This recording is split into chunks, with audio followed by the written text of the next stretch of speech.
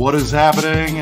And welcome to your Thursday Night Delight. I, of course, am one of your hosts, Sean the Right Way, and joining me, as always, with a fresh new do. He chopped that luxurious hair off, and we're going to get into it big time. I'm talking about Qui-Gon him, Brent from Brent's Bricks. Feels so also good with a to be Halloween back. shirt. I see you, Brent. I see you. Yes, sir. And of course, joining us once again, look at him. Look how cool he is, Brent. He's bopping a little bit. He's having a good time. He's back on the steed. He's grinding again. We're so happy to see Tyler in full friggin' form. I'm excited. Putting out content left and right like a crazed maniac. Ladies and gentlemen, this is Life Bricks. We are running back at full strength for a fun-ass episode of this little show that we call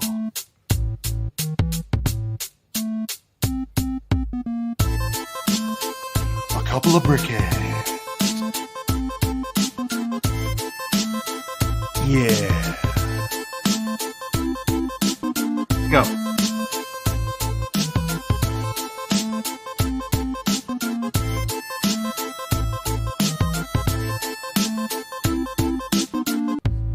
It is A Couple of Brickheads coming to you live this Thursday, October 5th. We're deep. We're deep in October. Spooky season. Brent's got the Halloween 2. Apparently that's a very 2. nice film. Is that where he gets the fun mask? Is that why that one's so good? I mean, be So honest. no, Halloween 2 literally takes place. It literally takes place minutes after the first one ends, as far as timeline goes. So it's It's the very next night. Yeah. Wow. Okay. Different actor playing Myers, but it's the same mask and everything. Did he get the mask? So he got the mask in one. It was like from a store. I remember that. He got the mask from a store. Yeah. And the reason why the mask looks different in Halloween 2, it's because it's Dick Warlock wearing the mask, and he had a bigger head. Plus, the mask sat underneath some producer's bed for like a year or something like that, and she was like a chain smoker. So the same mask looks way different because wear and tear. Plus, different actor. That's just a little bit of fun facts for you there. You can tell my buddy does a Halloween related YouTube channel. Shout out to AJ. Tyler, do you know that the person that designed the Michael Myers mask was a chain smoker? I didn't know that. She didn't design it, but she kept it, in between films. So technically, it's technically Star Trek designed the Michael Myers mask, because it was just what's his name's face and with the eyes cut out. That's true. I don't know my Star Trek guys. You know this. So you gonna talk about the lettuce real quick? Yeah, I mean, Brent, let's break it down. Let's talk about it. Why did we do it? And then give the full tour of the new hair. It's an emotional moment. Give how long it's been, all that good stuff. So it's really short in the back. Wow. Very short. I let my hairstylist kind of do his thing. Like when I go and get tattoos, and when I go and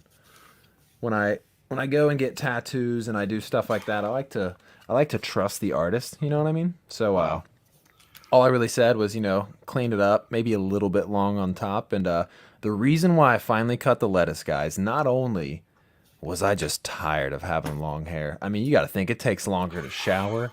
Hey, what up, Brickmaster Harry? Thank you. Not only does it take longer to shower when you have literally, not only does it take longer to shower, it takes longer to get ready.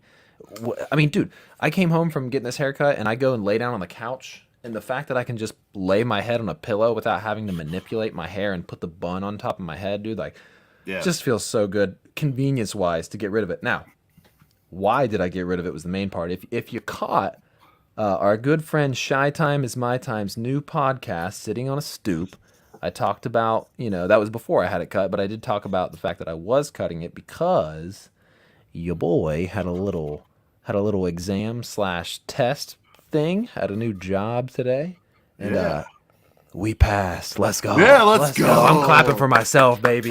Let's go. Let's get some dubs in the chat. Brent, let's get some dubs in the chat for my career change. I don't think we're gonna share maybe the full deets, but let's just give a few deets. I mean, the main thing is it's.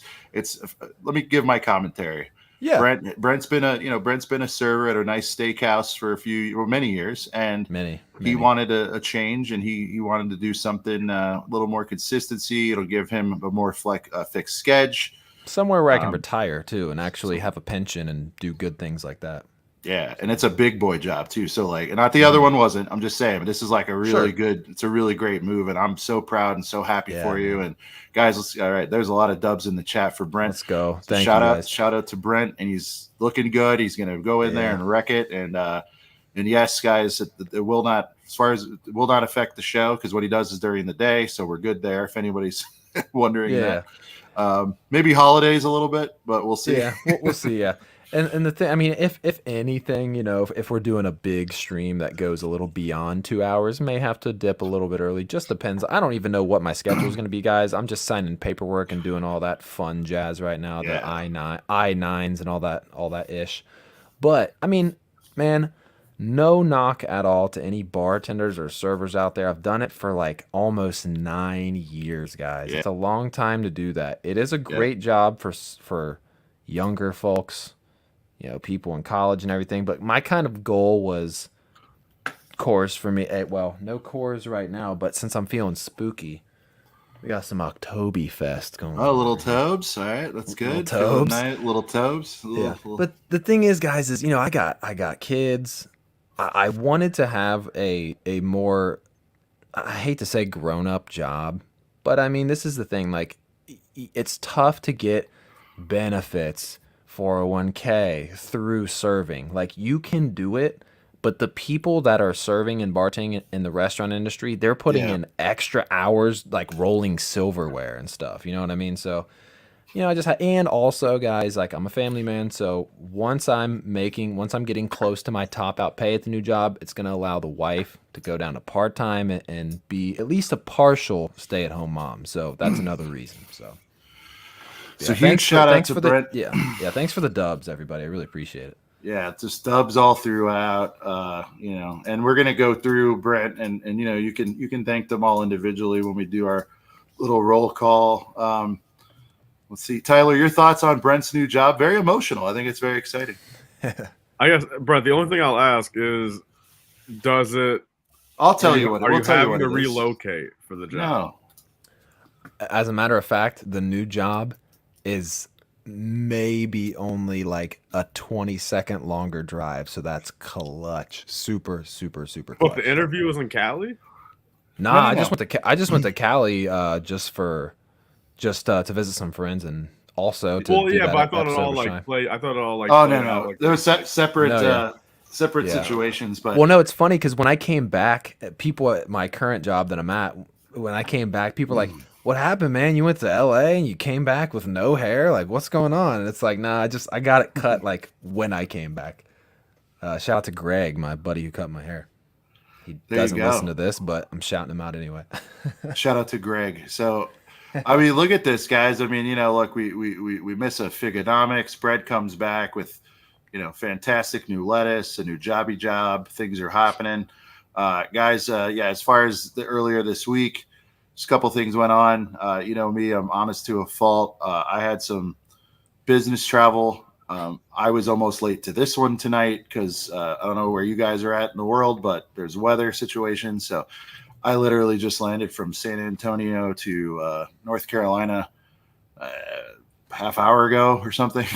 So, like, we are definitely dedicated, and when we physically can, we will be here a couple times a week for you guys, because you guys are here for us, and it means a lot. And thank you so much to everybody who I don't know if you caught that, Brent and Tyler, but that post, a lot of likes, a lot of it's all good, we'll be waiting for you kind of stuff. It's a good feeling. So thank you guys for understanding that sometimes shit happens, and there you go. Late dub for Brent. But before we go any further, Brent, this is something we got to do. And it's been a minute, man, because we don't have the OG setup, still moving stuff around in the new crib. I'm changing my Lego rooms, guys, and I can't wait to show it to you once it's done. But it's going to be a little bit of a setback. But it's time to do our alternate Girth Gang music. And of course, it's Tyler's favorite. We're going to feed those ducks, baby. Oh, you know what I mean? Yeah. Life Bricks exits the chat. Brent, set the table. Set the table real quick. What should people be doing right now with this smooth jam? What do you think? Boys, this is just one of them. You know what I mean? It's like a... Ooh, yeah. It's like a Ralph Lauren commercial or like a high-end cologne commercial, you know what I mean? But enough of that. What I'm really excited to do is shout out the Girth Gang, guys. I missed last week, so it's so great to see you all again. Clever Pig coming through. Shout out to the pre-play gang, man. Everybody tuning in before we even start. We got Fabu Brick tuning in. Our first channel member of the evening with Brick Jedi. Ahoy. Ahoy, hoy. I don't know. There you go. I don't know how to read. We got that Lego CPA coming through. We got True Squadron. Let's go. We got another channel member, Oddball, tuning in. What is good? Cooper, giveaway winner. Flex. We got Samurai. There goes Tyler. We got Samurai Z. Todd, what is good? We got Darth Ostiff. We got another Darth tuning in right here. Look at that. We got Buster's Bricks. Sorry, guys. I got to take the shades off. I can't freaking read. We got Crafty Brick Studios tuning in. Guys, it's so good to be back. So good to be back. We got Extra Bricks.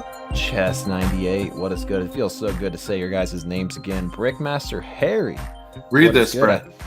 Oh, can someone explain to me what a box of boys is? Okay, we're going to stop for a second to let the music play again.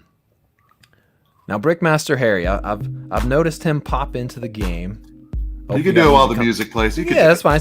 Now, Brickmaster Harry, man, I noticed him, pop into the Lego game, within the last year or so. And I really liked what he was doing. And then finally, I see him pop into our chats a little bit. I'm like, hey, I know that guy.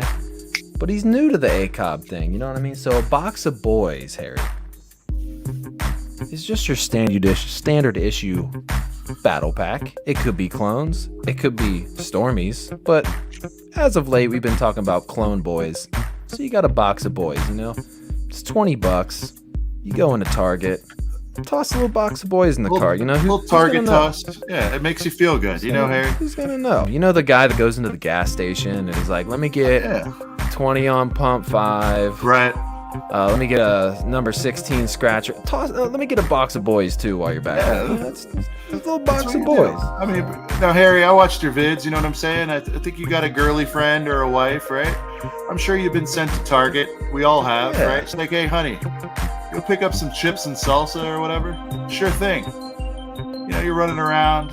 You're gonna swing by that Lego aisle. Don't lie to yourself. And what are you gonna do? You know what you're gonna do. You have all the sets. You have everything you want, but you see that little box of those little 4 bastards staring you right in the face? You get yourself a box of boys. It just makes your day feel better. You know what I mean? Yeah. That's all. Get yourself a box of boys. You know what I mean? It's never hurt It's never hurt one person to go get a box of boys. Never hurt anybody. You know what I mean? All right. So, just a quick breakdown for anybody else that didn't know what a box of boys was. Harry, we even got it on our merch as well. So for anybody else, it is our most popular selling piece of merch as well. That box of boys champion shirt. It's honestly, Tyler, I think I told you this, but it's quickly approaching greatest best-selling shirt of all times, which is of anything ever. Of anything. Hey, look at that. And like Fabu Brick says, a box of boys is just a box of boys. I mean, we'll give our new friends the definition. We're not like that, but check it out here. Box of boys on a champion tee. Some sizes I think are out or close to out. So if that's something that you guys think you want, make sure you swing by, go to Etsy, search ACOB, and get you a box of boys tee. Feels good, Speaking of box of boys tee, we got Lego Team B. And we got Willie Fresh. And we got Life Bricks. Oh, hey, wow. We got Eli Kip.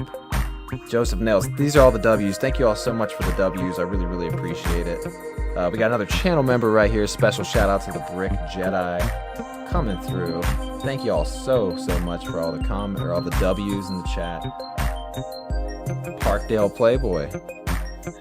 Thank you so much for tuning in. Big shout out. We got Walter. And we got Anthony. We got Oaktown Bricks. What up, Oaktown? Thomas in his picture is a shirt. What up? And he follows it up with a Girth. What up, Jeremy? I think that's about everybody. I think it's a good time to cut that music off before Tyler pulls his ears off. Yeah, Tyler was going to just take off right there. I can sense that. Hey, speaking of, we do... oh, man. Mine are one more left. Room. What up, Buster? I got everybody this time. Holy shit. All right. They're in another room. Almost. I'll have to go get them, but it's time, boys. Let's do a box of boys check. Brett, we already saw yours. Did you get a box of boys? You did, right? Well, let me get this right. You went and got the job, and then you got a celebratory box of... Tell me what happened. Not exactly. Oh, so, okay. Let me set the tabes for this real quick, guys. All right. I'm going back to Cali. Yeah. And, I have a good little weekend trip in California. All right. I'm coming back. And this is the crazy thing. I saw the Lego store in LAX after we landed, but we were in like a hurry. Our friend was waiting on us. You know how crazy LAX is, Sean. So like our friend's waiting on us. So we're rushing to get our friend because he's waiting. Real quick, shout out to Padawan, who's waking up at 2 a.m. over in the UK to listen. Big shout out to Padawan. He's got the Box of Boys shirt. He's buying boxes of boys, and he woke up at 2 a.m. to watch the show. Big shout out to Padawan. Shout out to Padawan, dude. We just did like 10 minutes on Box of Boys. So, I mean, he loves the Box of Boys. He's almost making, Tyler, he's almost making daily Box of Boys content, this guy. Yeah. Padawan awesome. HQ. Guys, throw the UK flags in the chat for our friend Padawan HQ. Again, teaser. It's coming. We're going to do it. We have to do the special edition. That's going to be the name of the show. Edish, EDISH, UK special edition. ACOB, we will get it done. Just bear with us. But go ahead, Brett. So your Lego store things are happening. Yeah. This very next comment says LAX is terrible. It may be hectic, it may be insane, but it does have a Lego store. So on the way back, we're flying out super early, like 6 a.m. And I'm thinking, man, is the Lego store even going to be open? And shout out to LAX because the Lego store was open at 6 a.m. And we got another comment right here. Box of Boys got the $10 gifty from Target with 3 Snow Trooper Oh yeah. Hey, I'll tell you what, man. That's a good deal right there. And speaking of the Snow Trooper battle packs, I'm still looking out for that combo deal. Tyler, have you found any of those Snow Trooper ATST combos yet at Walmart? Yeah, I have. I'm just not going to bite for 45. I mean, usually those go down. I mean, 45 is a great. If you need the 2 sets, 45 is a great deal. Like, look, if you really don't have either of those yet, I mean that's a fine deal. Grab it for 45. But I'm waiting for the true retail of both, the 70. So like preferably, I would get them for 35 or under to make it a true half off. So Sean, what would you call that? It's a Box of Boys, but also with an ATST in the same box. Is that a Box of Boys? I think we come up with like Box of Boys Plus or something like that for Box of Boys Plus. For this. Or if Nintendo was doing it, we're going to talk some Nintendo tonight. Yeah, there you go. So maybe it's a super Box of Boys. I don't know. Like we can come up with something. But so, anyways, I'll wrap up the Box of Boys story real quick. So. Shout out to LAX for opening your Lego store. Having it open, may not even close. It was open at 6 a.m. All right. Now, one thing I will say is, dude, they had the freaking AT-AT in there, and I'm thinking, who is rolling through the airport picking up an $800 AT-AT? I mean, the same person that's gonna walk around the airport with a Venator, man. Yeah, that's true. And by the way, that's not a real Lego store, but go ahead. So right, no, I was kind of chatting with the retailers about that, but I think it still would be cooler. I was expecting to see more smaller sets, like sets that are easier to travel with. However, if you're flying to LAX for Timmy's birthday party and you don't have a gift for Timmy, get you a freaking giant Lego set in there. They had like the Pac-Man set and some Girth Gang. Do they have a pad wall or any or no? No pad. Okay. Yeah, it's they're happening in airports. I know Salt Lake has one, Tyler. It looks like a damn Lego store. Yeah. But it's there's no VIP going on. There's no PABs. It's hard to explain. I mean, they are at retail though, so that's nice. Yeah. The ones I've seen are like retail price. They do have, and you remember this, Brent, from I think was it the first Brick World? Yeah, it had to be. I remember I had a layover there, and I got Dio at the time happened to be 40% off, Tyler. So they do some wacky clearance in the airport thing, and they do have some retired boys in there too. Because to your point, like maybe they got a Star Destroyer, and people are like, I'm not tossing that in the overhead bin, So maybe you could come up on a little Star Destroy, a little whatever, but so it's cool. It's basically like I guess it's like some of our friends overseas have those. I know Holly has them where it's like, I think it's like a authorized retailer or something like that. It's kind of like a what's the word I'm looking for? Well, is it like a Discovery Center in the U.S.? How well again, but Discovery it's Center, not owned by that's owned by Legoland. This is franchise. We'll call it a franchise. Okay. One more example, then I'll let it go. You guys are probably all walking into T-Mobile and AT&T and Verizon stores that you think are Verizon stores. And yes, a lot of them are, but a lot of them are actually third party. If you look on a door, it might say like Vision Wireless or something. Yeah. And they're basically just licensing the shirts, the way, the planogram, the designs, the displays. They're kind of just licensing that from Verizon. So that stuff goes on. Look, I'd love to see more of it. I think we only got, 100 or so Lego stores in the U.S. or whatever the number is. It can't be that many. Although, Tyler, I would think the boom's kind of behind us now, so I don't know if we're going to get many more of these franchises coming in. But, anyways, long-winded explanation of what Brent saw there. But, hey, listen, you can always swing through and get yourself a box of boys while you're there if you can't carry anything major. So I roll up in there, and I'm looking around for, I don't have all the mechs. I wouldn't really want to spend full price on a mech anyway, but FBJ? Come on. This is the thing, though. What was cool is that you go in a lot of these airports, and there's high fashion stores selling like Dolce and Gabbana stuff, and it's like, sure, if you're mega rich and you forgot your sunglasses, you're like, oh, let me go buy a $500 pair of sunglasses. Whatever. I get who that's catering to, but it is really cool to just kind of unexpectedly see a Lego store. You know what I mean? Even if it's not a real Lego store, no VIP or insider, whatever. You might pay full price Jones for everything, but it is kind of cool just to unexpectedly see a Lego store. So what I did, I rolled up in there, and I'm obviously wanting to get something small because we were traveling very light. We didn't even have we had book bags, so traveling very, very light. So I was gonna have to just carry whatever I bought. So I roll up in there and I get me this cute little bag, just a little bag. What else could be in here other than a box of boys? So now they didn't have the new ones, however. I feel like I would rather have some of these anyways, because at least you get the macro binoculars and you get like the printed piece, the printed kind of Republic piece. Those are kind of cool. It ain't the greatest box of boys in the world, but it was nice to pick up a box of boys on the go. Just cruising through the airport. So in terms of box of boys checks, that's my check for the week. I was able to pick. Now here's another interesting part. I took a box of boys with me on the way. This is the same one, but I literally built an entire battle pack on the fold out tray in the plane. Dude, okay, so here's how I strategize.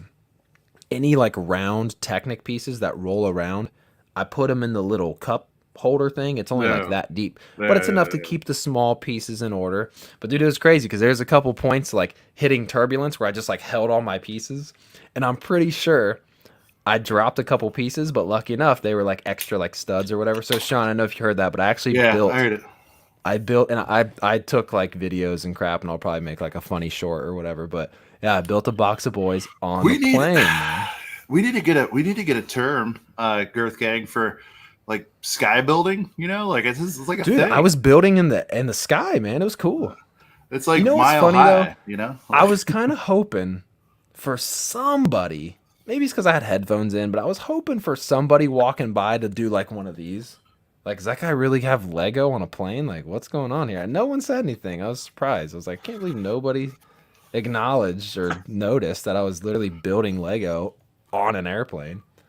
Mile High Club, exactly, Harry. Yeah, I like that. We need a twist, though. You know what I mean? Because you're not exactly, boning your box of boys. So like, I mean, you can. I guess you might. Yeah. Some Whatever people take floats your this boat. Some people takes the box of boys thing a little too far, But as for me, I did go. Tyler, you mentioned it earlier. Lego Discovery Center in San Antonio. My second time ever going to one of those things. Brent took me to one in Columbus, Ohio. Yeah. Shout out. Your boy had to get a little little box of box of boys. Dude, I was hoping crazy with those boxes of boys, man. It was just something to buy on the go, And Tyler, I know you're on the social media and whatnot. I think we also debuted a new term earlier this week. I was proud to display my my box of joys. You know what I mean? Like box the joyful. I still need to get mine, man. That's a fire stuff, man. I need to order mine before they. It's a lot of fun. Sell out. So this one's gonna be my green screen. Mine's gonna be ripped open. Now here's the dirty little thing about Discovery Center. Tyler's probably kill you. I don't know if you can see it. There you go. Oh, they put stickers on the box. I went FPJ Senior on it, 32 on this piece. Let's go. I hate that about Discovery Centers, though. I went FPJ they charge you just Senior. A little extra more. Remember, FPJ's dad pays over full price Jones, so had to show some respect to Daddy full FPJ. Price Jones Senior. Yeah. But so I mean, we're doing our part to support the Box of Boys movement. What are you going to do? A little box of boys, you know what I mean? At least the LAX store charged me $20. So. And speaking of which, guys, we are working on something real big for Box of Boys, like real big, like well beyond T-shirt big. And Brent, that's all I'm going to tell him. A TV show. Yeah, a TV show. We're going to go door mini to door. series. Yeah. We're going to do like Mr. Hello, would Beast. you like to buy a box of boys today? Just knock on doors. We're going to do like a Mr. Beast thing, and just be like, we bought 17,000 boxes of boys to see if we could put them in a swimming pool. No, we're going to do, that would honestly be. Yeah, no, it could be fun. Would be funny. and by the way, our new friend, Rod the Collector. Rod, we're still watching. We're still waiting. He's supposed to boot a box of boys through the uprights, Tyler. I don't know if you saw that, but, he said he will. In fact, this is an NFL kicker for those of you that don't know. Yeah. And, he's saying he's going to potentially, go ahead and boot a box of boys through the uprights, 50 yards out, maybe. I mean, that's fun. So I think it would be very entertaining. And I actually was rewatching that clip earlier, and I just love how Sean with the way he phrases things, but just boot a box of boys through the uprights. Like I just love adding that in there. Like he's not just kicking it to see how far he goes, he's like actually trying to like make a field goal with it. But I think it would be the cool thing, like booting just a box of boys, like that would be cool. But seeing how far you can go with it, because maybe a box of boys doesn't have enough weight to go very far. Maybe you boot like some $30 boys. Maybe you start booting some, without hurting the precious leg, but Yeah, I mean, I don't want to. You might have to boot a set a little bit bigger. Yeah, I know. I love how you said in that you were just like, we don't want to see you try to boot a Venator down the field. Yeah, I was like, we don't need to boot. Don't get too crazy with it now. So it's our fault that he gets hurt because we get him to boot a freaking Venator. Padawan saying this information must be shared with the king. Oh, King of England? All right. Yeah. I mean, let's go. Yeah. Oh, yeah. I like that. Man. Oh, real quick. So I saw that's a comment that's on who we're highlight. talking about, Mayo. We're talking about Rodrigo Blankenship, Rod. Yeah. Yeah. He yeah. still very much plays with Lego. He was just on Vigonomics 2 weeks ago, I think. It was an awesome show. So if you didn't see it, it's a pretty good one, Mayo. Yeah. We enjoyed doing it, and people have enjoyed watching it, it sounds like. So I wanted to highlight this comment from a channel member here, Dave Bricks 76, coming through with no box of boys, but I did pick up a box of reindeer, which is awesome because the reindeer battle pack. I remember when that first came out, me and Sean were going nuts with the calling it out to be the reindeer battle pack. That's a solid set, man. I might need to pick up one more of those to get more reindeer for my. I think so too. What is he? 45 now? I might have to do that. And speaking of guys. Shout out to channel member and good friend Moments of the Magic, reminding everyone, please like and sub. If you're here all the time, we know you're liking. If you're new here, give a little sub-a-rooney. The push towards 2K we're getting there, guys. I think we're close, less than 60 away for 2,000. We will have a major celebrato. You guys know how we do. I'm give popping away some champagne for that. Box of boys, perhaps an ultra box of boys, Brent. I mean, I'm pumped. I don't know what an ultra box of boys is. We'll figure it out. Maybe we tape them together, you know. Well, you don't want to ruin the boxes, but, you know. Dude, you know what would be a crazy box of boys is if Costco sells like both the 332nd and the 501st like in a combo pack. That would be like a mega box of boys, like a double box of boys. Oh man. So just the sky's the limit, guys. So let's get to that 2K. If you have a friend that's into this silly hobby of ours and you think they might dig this, you know, throw them a little message. Little, hey man, you should sub to these weirdos. It's a lot of fun on Thursday nights. You know what I mean? Yeah, you know. We have a good time around here. Thank you, Mac. We appreciate it. We're hoping here. Now, while we're talking about just to pivot off liking and subbing. Look at Mayo being stiff over here, Brent. Why don't you read that? Oh my God. Mayo Renee Hosco. Unbelievable. You wouldn't have 76 people watching if it wasn't for Ryan. Huh? I don't see Ryan. Do you see Ryan here? I don't see Ryan him. here. I don't think he's here. Let me check over there. Hey Ryan, you sitting back? That was stiff, Mayo. A little bit stiff. Ouch. I will say, like, you know, when he came on, did he expose more eyeballs to the channel? Absolutely. Yeah. But I wonder if maybe we were doing something right that made him want to come on the show. Yeah. You know. Maybe. Ooh, Look at Rune's comment. Oh, shots fired. We love you, Mayo. We're having good fun here. Yeah, Mayo. That was mean-spirited, though, Mayo. Shout out to Mayo. Shout out to Mayo anyway. Yeah, you know. Shout out to Mayo anyway. Go watch Mayo. He's got what? Real Whole Egg. What are his shows? Let's shout out Mayo, guys. Go show Mayo some love. You know, maybe one day we could say, you know, Mayo got a bunch of people watching because ACOB said, "Go watch Mayo." Go see your boy Mayo. I love some good friendly chirping. I really do. While we're talking about liking and subbing, though, came here because of Tyler. See, yeah, you never know. Someone said did somebody say catch up? That's funny. Willie Fresh with a good take here. Yeah, if it was purely for Ryan content, we'd probably have like 10,000 subs. That's a good point. Facts. But while we're talking about liking and subbing, guys, I do want to just kind of, I know I mentioned it briefly, but I do want to shout out and give a big thanks to Shy Time Is My Time for being bold enough to have somebody, some no-namer like me as the first guest on his new podcast. So shout out to Sitting on a Stoop.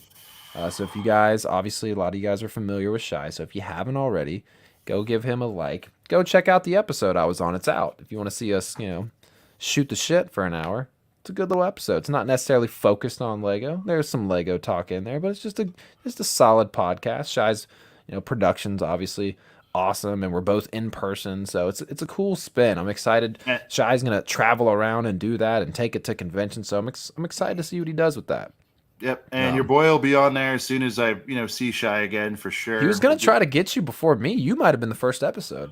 Yeah, if he was able to catch you. I know you're busy, but yeah, no, I mean, but like he wants to do it in person too. So, but anytime you guys know, anytime Shy comes up, you guys know how I feel. Shy is probably one of the best dudes in the space. You know him a little bit now, Tyler, too, right? I mean, Shy is just like the absolute man. What you see is what you get. Not phony in any way. Real. Keep layering in the compliments. Just a mentor. His Lego office is insane. Like seeing it in person is like, what? But see, Brett, I didn't even get into the talent yet, right? So we get into the talent now. Just him as a guy, yeah. Him as a guy, just a true G, right? And then his collection is insane, obviously, but it's like what he does with it. And he's got, Brent was in there. It's kind of a small room, but he's really optimized what he's done. He builds armies. So guys, go give Shy Time Is My Time a sub on his main channel, and then Sitting on a Stoop. Brent was the first guest over there. I'll be on at some point. I'm sure Tyler will be on at some point. Yeah, go give it some views because my name's not drawing any extra views there. So Oh, stop. maybe a couple. Well, it was fun. It was funny to make that if joke. you held a 8x10 signed auto of Ryan, do you think you would have got more views? Actually, you know what? We mentioned Ryan because Shy was holding up his battle pack that was signed by him. So that's like the only reason that videos actually get views. Real quick, couple comments, Padawan. Channel member awesome, Padawan. man. I had 20 people in line for the Venator ask about the Box of Boys shirt. Hopefully you sold the shirt well. You know, we did get a couple of subs the day of the Venator release. I think that was you, Padawan. We appreciate it. Mac Builds, it's rare someone talks trash and then gets shouted out. Well, I mean, that's what we do around here. We make lemonade right here on a couple of brickheads. Absolutely, you know what I mean? We do. Where is Mayo? Did Mayo leave over that? I mean, come on. I hope he didn't. I know. Shouting him out. Does Mayo have a second account? I don't know. Nah, he was on his main one. Yeah, Brett Lee's defending us. It's okay, guys. You know, I've been muted this whole time. Damn, I feel like crap. So, I thought I missed the fun part. There's a little bit of tea going on. There's a little bit of tea. We only have viewers because Ryan was here. You know, I think it's partial. I mean, like it's fine. I get the sentiment. However, there was long stretches where he wasn't here and people came back. So, you know, what do you do? What do you do with that? I mean, like, look, am I high as a kite? Do I realize, do I maybe know what I'm doing a little bit? Of course. But he also happens to like the show and we're all buds and he likes to hang out. So what are you going to do? Willie's comment. Tyler was Mayo all along. Like Tyler made a fake Mayo account. Tyler, you did leave for a while. Did you do like a FPJ thing where you left and then decided to like? No, I mean it's ironic. I literally went to go get a tea and there was tea going on down here. And I'm like, damn, dude. I would rather see the other tea. All right, boys, it's time to get into one of our main topics for the night, and of course, it's going to become courtesy of the Falcon's Nest. But we're going to get into. We're gonna get into a little Animal Crossing here. I wish I had more things to say about this game, but we do own it. We do own it in the household. I don't know what Tyler's sort of knowledge is on the subject, but I guess we'll all find out. Animal Crossing. It's been revealed by the Lego Group. I'm excited for one very specific reason that this happened. Maybe a couple, actually. Look, I like Animal Crossing as much as the next guy. I'm an older gent, as they say. I did try it. I did play it. I did like it. I set my daughter up with it. She likes it more than I do. I don't like those games where you really don't sort of accomplish anything. But I like the characters. I think the figs look fire. I will definitely get all of them, barring, something crazy, because I am a big Nintendo head just in general. I shout out to these guys. I think, Tyler, I'm excited a little bit about I see you're maybe not excited about it, but I think the little builds, the little house might be fun. The little post office, little bank you go to, you make your little deposits, you go and get some fossils. I'm wondering what the sets are going to be. Let's get some opening thoughts. Tyler, we'll kick it to you. You've been drinking your beverage, sitting back, stewing. What do you think about this? Well, first of all, a question to you. I mean, is Animal Crossing only a game, right? I mean, that's what I know it as. It's only a game. It's a game. There's spin-off games of it, but it's basically a Sims, but with these cute little pets. I guess that's the best way to... Well, see, I kind of know what the game is, but I'm just wondering, like, do they still make games to this day, or have they branched out to, like, a little cartoon on Cartoon Network? Like, that, I'm talking about that, like, where it's like... Gotcha. Is it only the game that I kind of vividly remember? Here's the thing, right? So they do merch and stuff. I don't know that there's an animated series. Girth Gang, let me know if there's an animated series. I don't know that there is.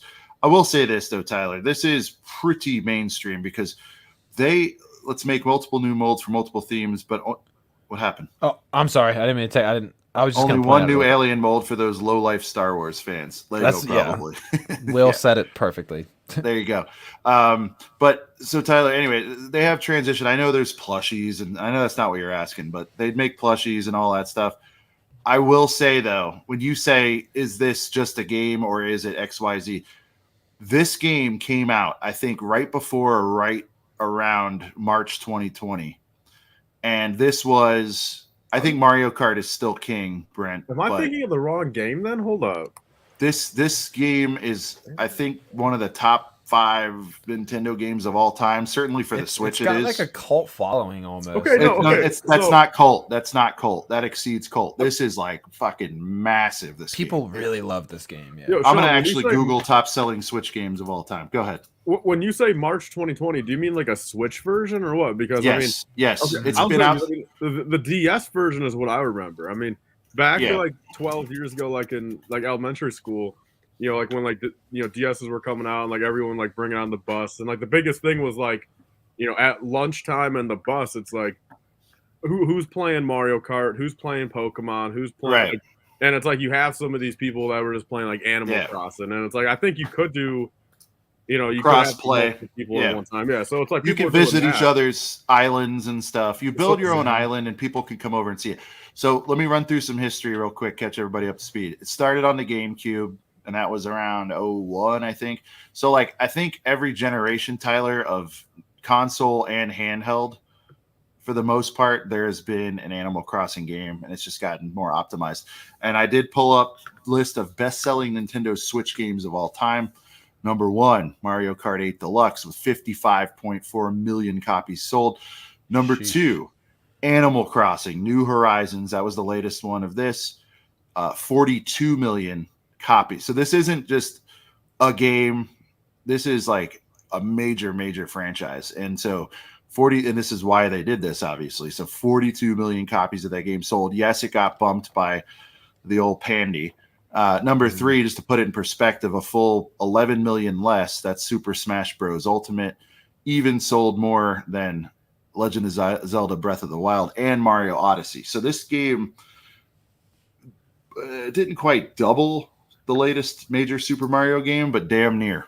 So this is a big time player in the space, and so people are really fired up. And I think this is going to have crossover appeal. Now, Tyler, will this turn out to be one of those BTS deals where people don't give a flying F? I don't know. We'll see. But the one thing I can tell you is, you know, like, look, I saw the price points, and I think we can pull them up here.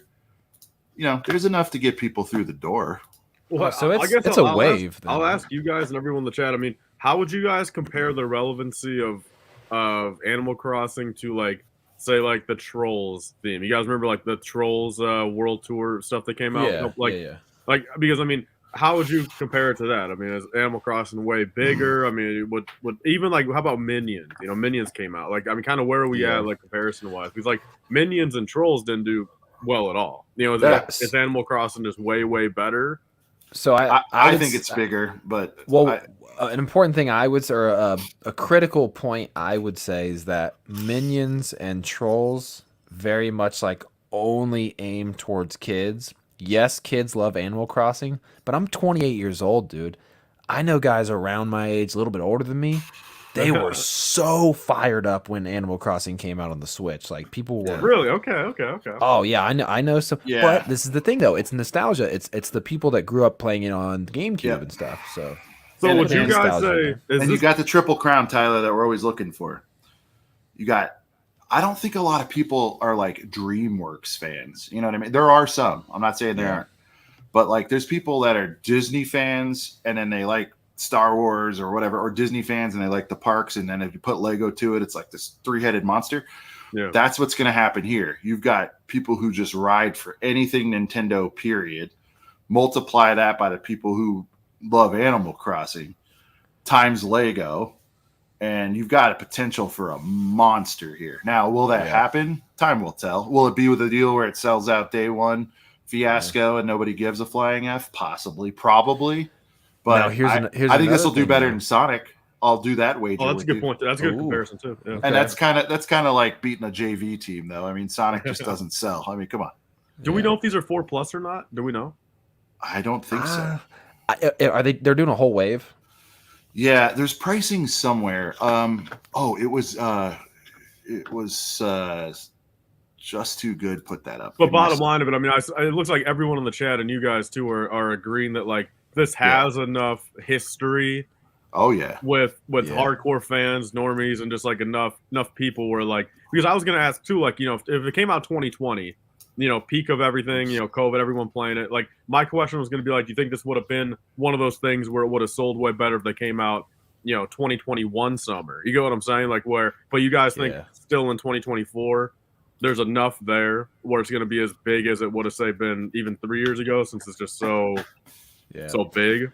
I think if it came out 3 years ago, it'd have done better. Yes, and there's not a new title pushing it, Tyler. So I mean, by the way, people are still playing this game 3 years later, because what part of the game is it does like seasons and stuff. So it actually does updates and like events. Like, so when it's spring, flowers come out. When it's fall, it's fall. When it's winter. So people do play it. It's got a lot of replay value for folks. So Just Too Good has This Is It. She is pretty good about calling out whether things are 4+ or not. I watched this. I don't remember that being mentioned. So This Is It. And those piece counts look pretty. I mean, besides like that $75 one, those piece counts look pretty on par for like a regular 8+, whatever. Yeah, 10 cent per piece, 8+. Yeah, and you can get the whole wave for what's looking like. Let's see, 125. Under two, less than tax? 200. Yeah, less than 200. Yeah, we got people saying it's going to do. Yeah, I realize, guys, that wasn't like a hot take. I mean, this will smoke. I should say this will smoke Sonic for sure. Yeah. Well, and speaking of Just Too Good, or at least I think Just Too Good mentioned it. Someone mentioned that, like, well, at least Animal Crossing is getting minifigures, and we're still waiting on Mario to do that. Very good point. Too. So that's another, it's another one of those things, man. I mean, I know Will mentioned it earlier, but Matt brings up a good point. Molds. But Matt, 2021. I thought it said 2011. Yes, in 2021, it would have been a second licensed Steam next Star Wars, possibly. People were locked inside, and they got to live their life through this thing, and it just hit. I remember I had a second Switch that I sold that was used that I sold for like $450 or something. Like, it was insane, and I just put it for auction because I was like, people were trying to get Switches. People know I know how to get stuff, and I had people coming out of the woodwork because they're bored to tears saying, Sean, you're into this stuff. Can you get me a Switch for retail? I'm like, right now? I don't know, man. It's pretty wild. So anyway, yes. Are we at the peak of Animal Crossing mania? No. Are people still going to show up for this? I think so. And because, again, whether they are into Animal Crossing or not, here's the other thing, Tyler. What about people who just dig figs, man? Those are some pretty cool figs, too. I mean, no, that's the part, too. I mean, people even brought it up, like, to an extent. I mean, this theme kind of plays a little bit on Fabuland, too. I mean, a little bit on the fact of, like, honestly, I mean, depending on how these sets look, again, I'm not FPGAing nothing, no matter, I don't care. But, like, honestly, it's one of those things where, like, maybe I will. Those figs do look nice. I mean, whether I bricklink them for cheap or, again, find the sets on clearance, and when I part them out, maybe I snag some figs for myself. But, like, the figs do look nice. I mean, my initial reaction when I thought about it, I compared it to Chima. Okay, like, I just thought Chima, and I'm a big Chima guy. I'm a huge Chima guy, and so I do. And the thing is with something like this, again, like, as much as deep down I can think to myself, damn, maybe I don't know the full gig, but, like, just outsider perspective, I could be like, it does seem like maybe they're 2 years too late. But, like, if they're not, whatever. But, like, I think I do appreciate when Lego does stuff like this. I do want more original themes from Lego, believe me. But I think some of these licensed things, I don't know. I'm starting to appreciate some of these more obscure licenses. I mean, and I'm not saying Animal Crossing, again. It's obscure to Lego, though. I get what you mean. But, like, obscure that, like, I don't know, you just would have never thought of. First time ever type thing.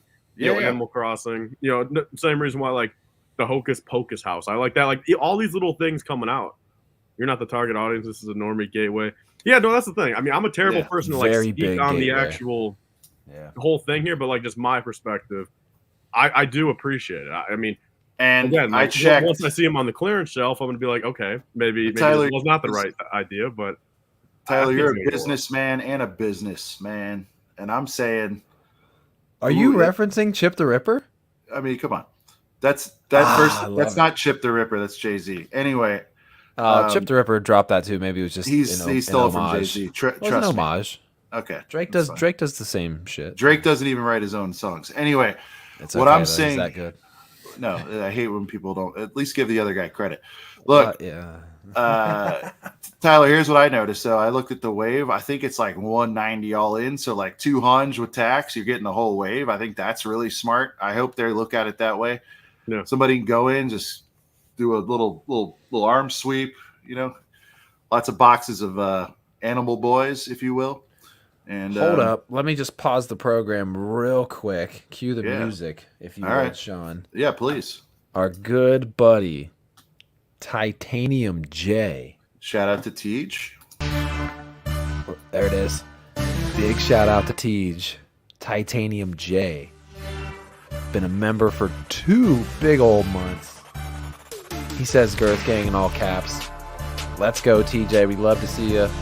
Good friend of us, good friend of the channel. Gotta get him back on soon for some Ninjago talk, maybe when the sets come out next year. Who knows? We do. Teej, thank you so much. We appreciate you, brother. Everybody go sub to Teej. Check out what he's doing on Twitch. Check out what he's doing on YouTube, all the good stuff. Big shout out to Teej, man. If you guys are into Ninjago, you know, I would say few, if any, know more about the subject. He is the Ninjago, what do they call it? He's a spin jitsu master. Is that kind of a... There you go. Did I get that right? Yeah, there you go. Yeah. See, Tej, I still remember your lessons. So and if you ever need lessons on Ninjago, he's a good guy. He is. He's actually like a sensei of Ninjago. There he is. Oh, here we go. Oh, Tyler's really trying to figure out the economics here. Ask your question, Tyler. Okay, I got I'll say this. What would sell better, Fantasy Era Castle remake or Animal Crossing? That's where I'm at. To put money into Lego's pocket, which one's selling more in this current landscape? Animal Crossing, say 2-3 years late.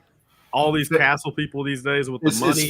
Fantasy Era is like what? That means like Wolfpack and not like the main. No, it's got like the trolls. It's got like the trolls. Oh God, I think this would do better. Yeah, from what I understand, Fantasy Era doesn't do really well. I think I think anything castle. I'm sorry.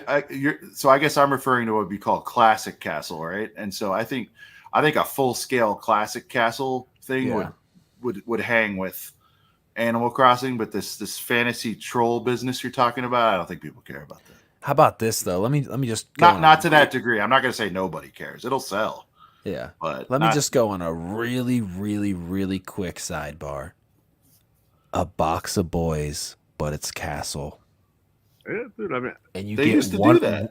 You get one of each faction though in a box of boys. So done, Brent, they did. It's been done. Oh yeah. Well, I don't know. I wasn't around for that. Tell them, Tyler. They did a box of boys with everybody in it. You know, a battle pack for the funny part about the castle stuff. I mean, if you want to go way back, I mean, technically, yeah, like in the 80s and 90s. I mean, they literally had.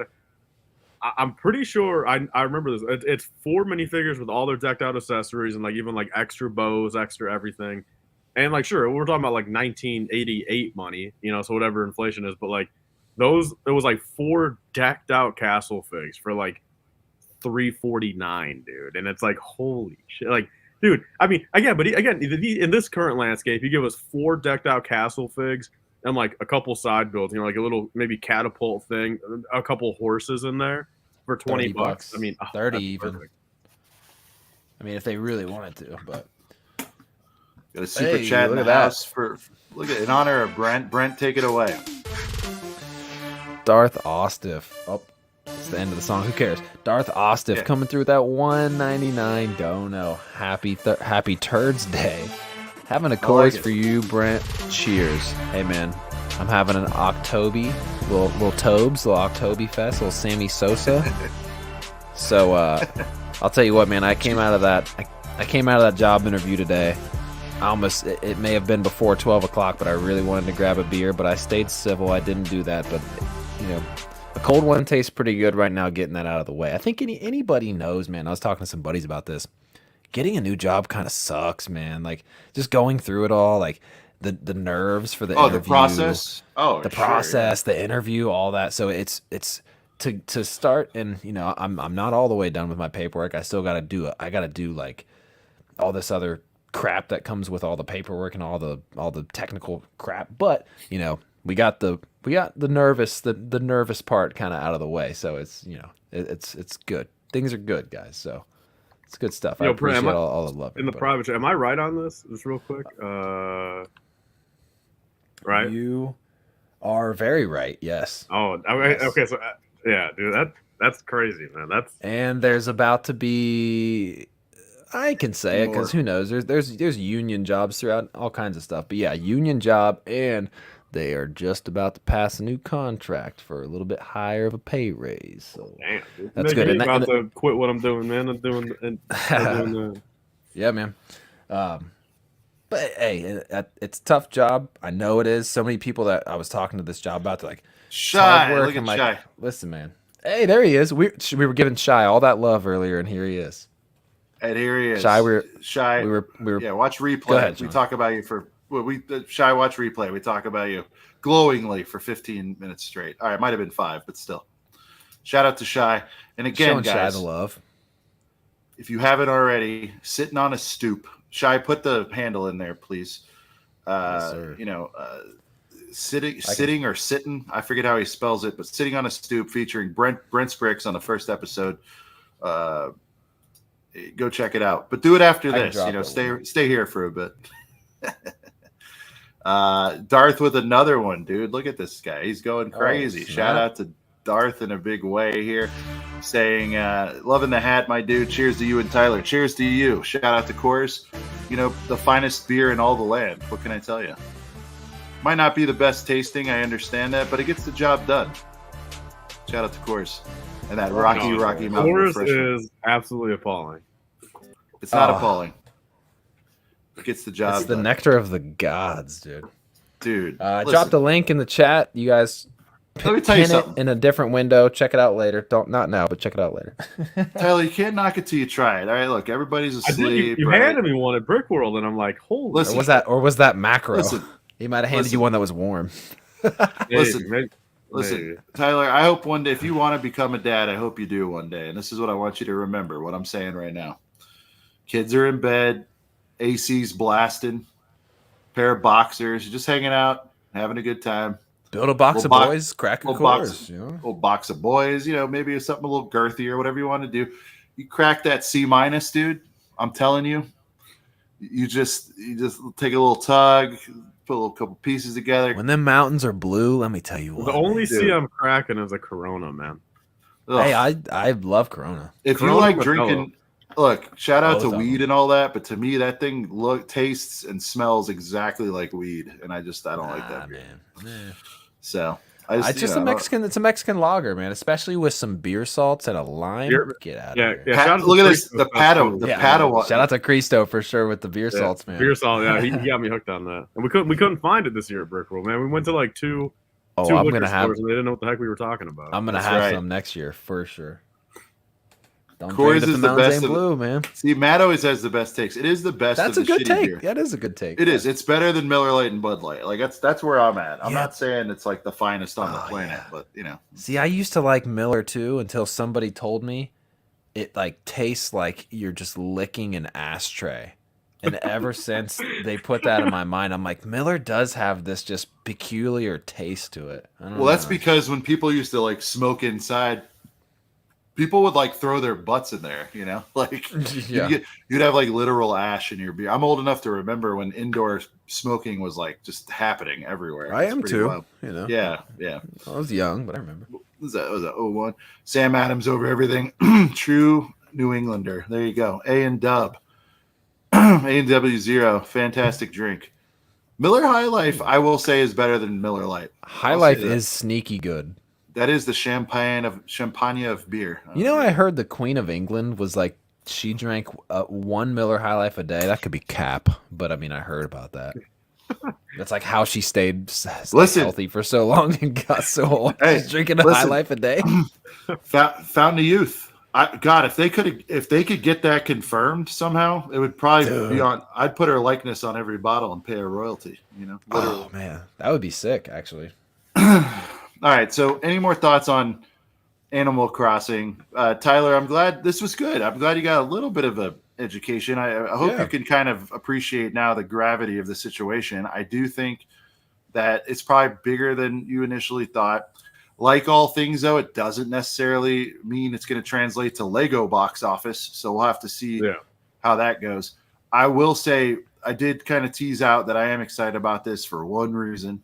And that is that it feels like we're getting another step closer to Legend of Zelda. And this conversation that we're having right now about how big is it? And when Zelda drops, that is going to bring all the boys to the yard. I mean, that is going to be, well, whatever. I've never played a second of Zelda. That's fine. It's fine. There's people who don't watch Star Wars either, and they go buy other stuff. My point is, like, for some people, that is very much their Star Wars, their Marvel, their whatever. Like, people ride hard for Zelda, and there's talks of they're definitely going to make a movie in a similar vein of Mario. They are building out the Nintendo verse, as it were. Well, there's a Zelda set coming next year.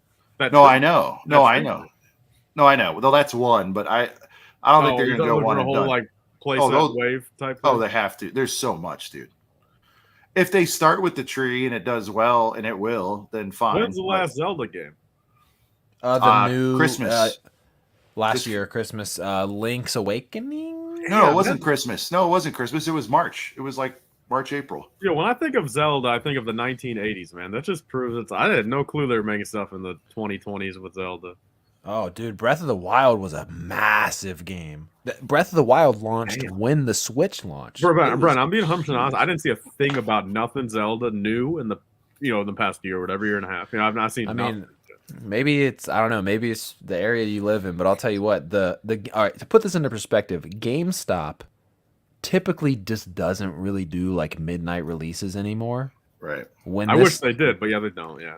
When the most recent Zelda game came out, a buddy of mine that I work with, he was there. His son was dressed up as Link. There was other kids dressed up as Link. It was like a huge deal, dude. There was a lot of people at my GameStop. You get that for like Yu-Gi-Oh or whatever. I don't know. Like I don't know. Dude. I haven't seen that many people line up at a GameStop for a game. So it's like GTA 5, dude. I will say though, like it kind of in the Nintendo hierarchy, it kind of is generally accepted, at least to me, who's been in it literally since Nintendo came out, which is crazy.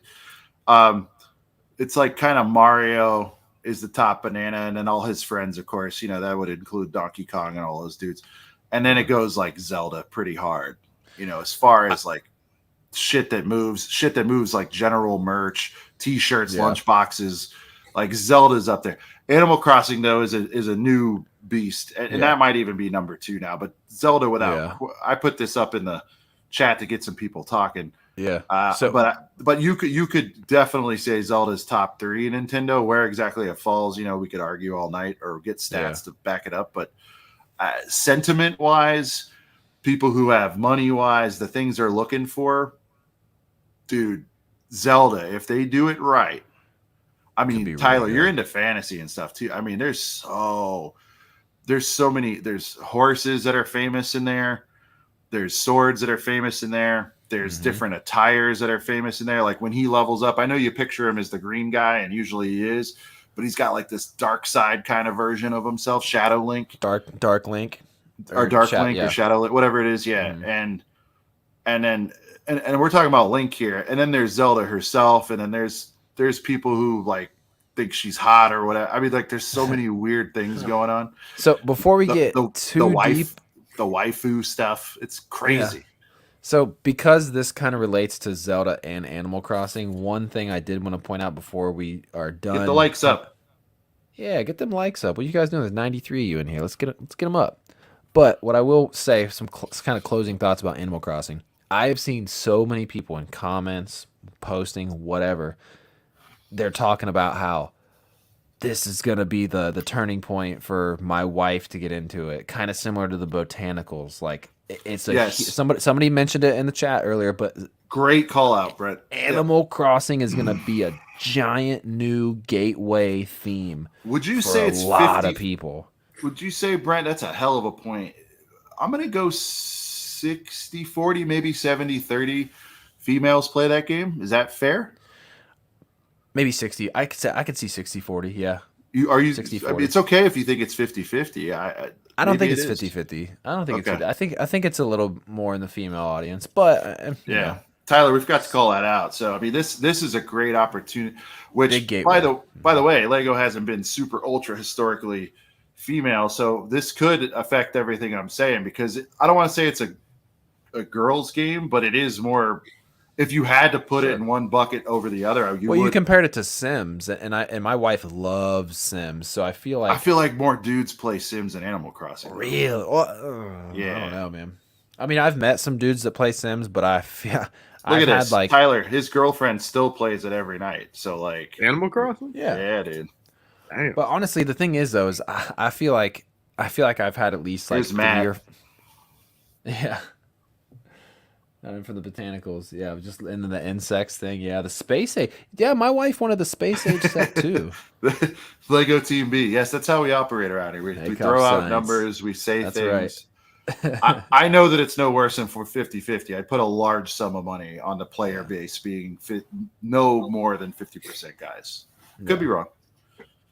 I still feel like Sims is more of a girl game, because I watch my wife play it and I'm like, what is going on here? You just kind of decide what your people do. You don't. There's no gameplay really. Like, sure, yes, every game has gameplay, but like, you don't do anything. If you want your character to be a snowboarder, they just like go to a mountain and you just watch them do it. Like, then they can get. It's gotten smarter though, because they can get injured, and then you can like level them up socially, and then you can make them attractive. You know what Sims reminds me of? I didn't play much of it. It reminds me of like a free game that people used to play in like computer class in high school. You know what I mean? Just like there used to be a game almost I played. You know what I played in computer class in high school, and it was like hacked into our system, and it was a big deal. What? Doom was like. Oh shit! Doom was the thing. That's how old I am. Yeah, Doom was like. Somehow it got into. Doom is still a thing, man. No, I know, but I'm talking OG. Like very first, pixelated. It blew our minds. I was gonna say this. I didn't want to. Eli's Pong. Come on, man. Don't date him that much. I was gonna say too. But since you mentioned it, shout out to Pong on the Atari. I had that as well. Oh shit, Club Penguin. That was a game that like people were playing in computer class in high school. Good shout out, cheese on top. Yeah. That was after my time, but yeah, I've heard of that one too. Wolfenstein 3D. Math games, I remember that. Smash Bros. People got Smash Bros onto their high school computer. Wow, that's cool, dude. People now. My senior year, bro, we got Call of Duty on our laptops. I was just about to say, people were probably doing Call of Duty on their laptops and stuff. Oh, that's right. You guys, some of you guys had like laptop. We just got to like sit at it for a little while. There was none of this. Like my daughter, they issued her a Lappy on her first day, and I'm like, they're like, would you like to buy the insurance on this? I'm like, hell yes, I would. Damn, they're even getting laptops out that young nowadays. Damn. Well, it's a Chromebook. It's nothing crazy. Oh, okay, yeah. I was like, because I mean, my school system was like giving us MacBooks in sixth grade, the senior year. We had the same MacBook. Oh, Bomberman, hell yeah, that's right, Harry. We didn't have that in high school for me, but I have played Bomberman. YOLO, I was running Mario on my TI-89. That's hilarious. That's a calculator for those of you who don't know. Oh yeah, the Texas Instrument. Yeah, the TI. Yeah. Shout out to Texas Instrument calculators are so crazy. It's like a $200 calculator, man. Yeah, dude, real quick. I you guys were in high school for Fortnite. That's crazy. Yeah. God. What's up, Tyler? No, I just want to bring up a game, bro, because I remember this vividly in actual computer class, like back in like 4th, 5th grade. Like anyone like my age group, like anyone remember the game Cactus McCoy? Does that ring a bell to anybody? I mean, that was my stuff, man.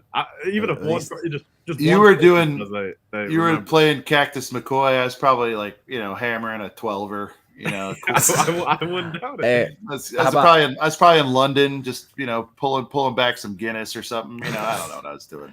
Hey, here's another super popular computer game that everybody was playing in like middle school for me. Free Rider 2. It was like a bike game, and it was like stickmen on bikes, but they would draw out the tracks, dude. I had that because people could create tracks, and you just play people's tracks. It was they had a snowboard version of that too, I think. Ooh, really? Nice. Yeah. Line Rider. Oh, I don't know if it's That's Free it. Rider. It was Line Line Rider. Rider. Thank you, Yes. YOLO. Line, not Free Rider. And could you use like it wasn't just a bike? I think you could do a snowboard too. You or could do something. you could do other stuff. Yeah. But again, I would play that at work. That's how old I was. Sean was working. We were in middle school. It's all good. Somebody threw that on our work computer, and I was like, back here crunching numbers. Come on, yeah. To reel it back to Zelda though, like I feel like what a lot of people are saying though is like with Animal Crossing happening, I feel like it's opening an avenue to other Nintendo properties. And I know me and Tyler a couple weeks ago were talking about Mario Kart, and I know there might not be happening. some I heard that whole talk. A 30-minute amazing conversation. But back us up again with how the logistics are working on that. Is it because Hasbro, some other toy company, does it, or Hot Wheels? Right? Mattel, Hot Wheels. Man, but here's the good news: you guys aren't ridiculous. bad. It doesn't mean not ever. It just means not now. But like, it absolutely could happen. Sean, I just don't understand how they own it. Well, I was like, Sean, do you know like the average? I mean, maybe something, but like just like the average like licensing deal for something like that, like. I mean, what do you think? Just a ballpark. Yeah, I mean, like sure. You mean like terms? How far is it running thing? Yeah, so I mean, it varies. Obviously, I think for a Mattel to get into something like that because they're massive, I would for years wise, I wouldn't imagine it being anything less than 5. Just because to turn around something like that and get it out and sell it to retailers, grow it, really get profitable on it, 5 to 10 years maybe. But Nintendo historically probably doesn't want to do big, long deals like that. So so they have freedom to move it around or whatever. Yeah. So how exactly does it work? So say maybe they signed a 10-year thing or whatever. Like, so when the 10 years is up, mm-hmm. I mean, who has more authority in the fact of like, I mean, is there like a new like bidding war at that point instantly, or I mean, is there a new what? What was that? Did you say is there a new what? Like bidding war kind of thing? Like, yes. For like the thing, like instantly, like it's not just like it doesn't mm-hmm. get just right, like or does no the bidding war starts. Okay, let's go with 10 years because I feel like how long has the Mario line with Hot Wheels been out? Well, it doesn't matter, but let's say say 10 years. Say they started it in 2015 and it's up in 2025. So basically anytime, even 5 years ago now, they're going back to Mattel or Mattel's going back to Nintendo. They're like, hey, let's get an extension on this. It's working out pretty good. Now, a lot of how it's done is very, very relevant, obviously, to extending the partnership.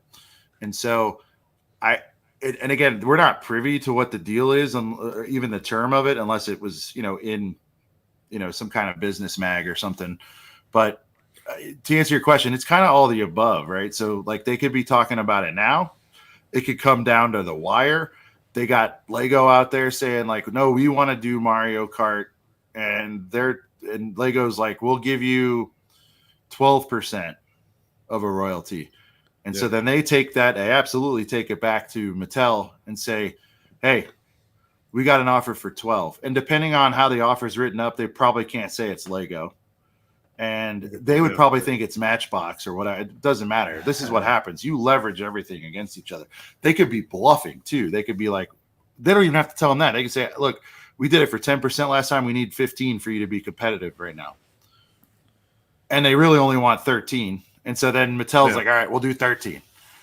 And then they'll go back to Lego and say, all right, we got 13 from them. Will you do 15? Yeah, we'll do 15. And then they'll say, like, will you do $5 million and 15%? And then it just goes like round and round. And I've done this, not at that level, but I've done that. I have done stuff with toys and licensing before on a lower level. But even at the lower level, like I did some Hello Kitty stuff. I won't get into like much detail.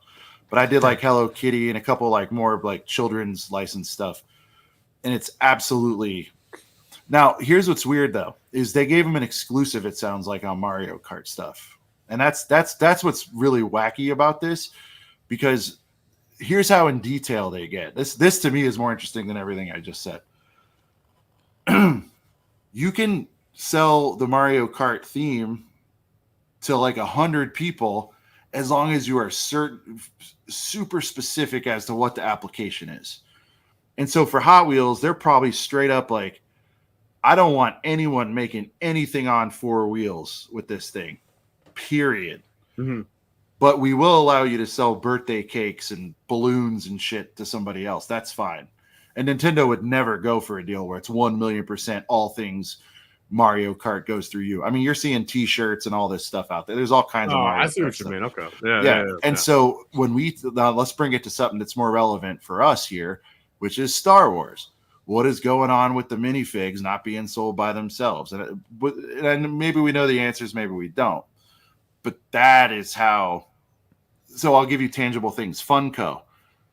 They can only sell. They don't sell pops of it. They do, but they're bobbleheads.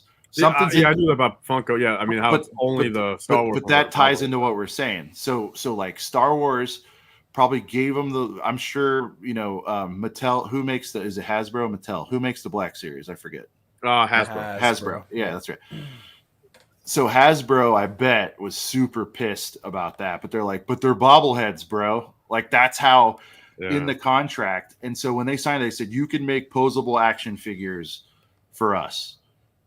And that's the deal. And they're like, great.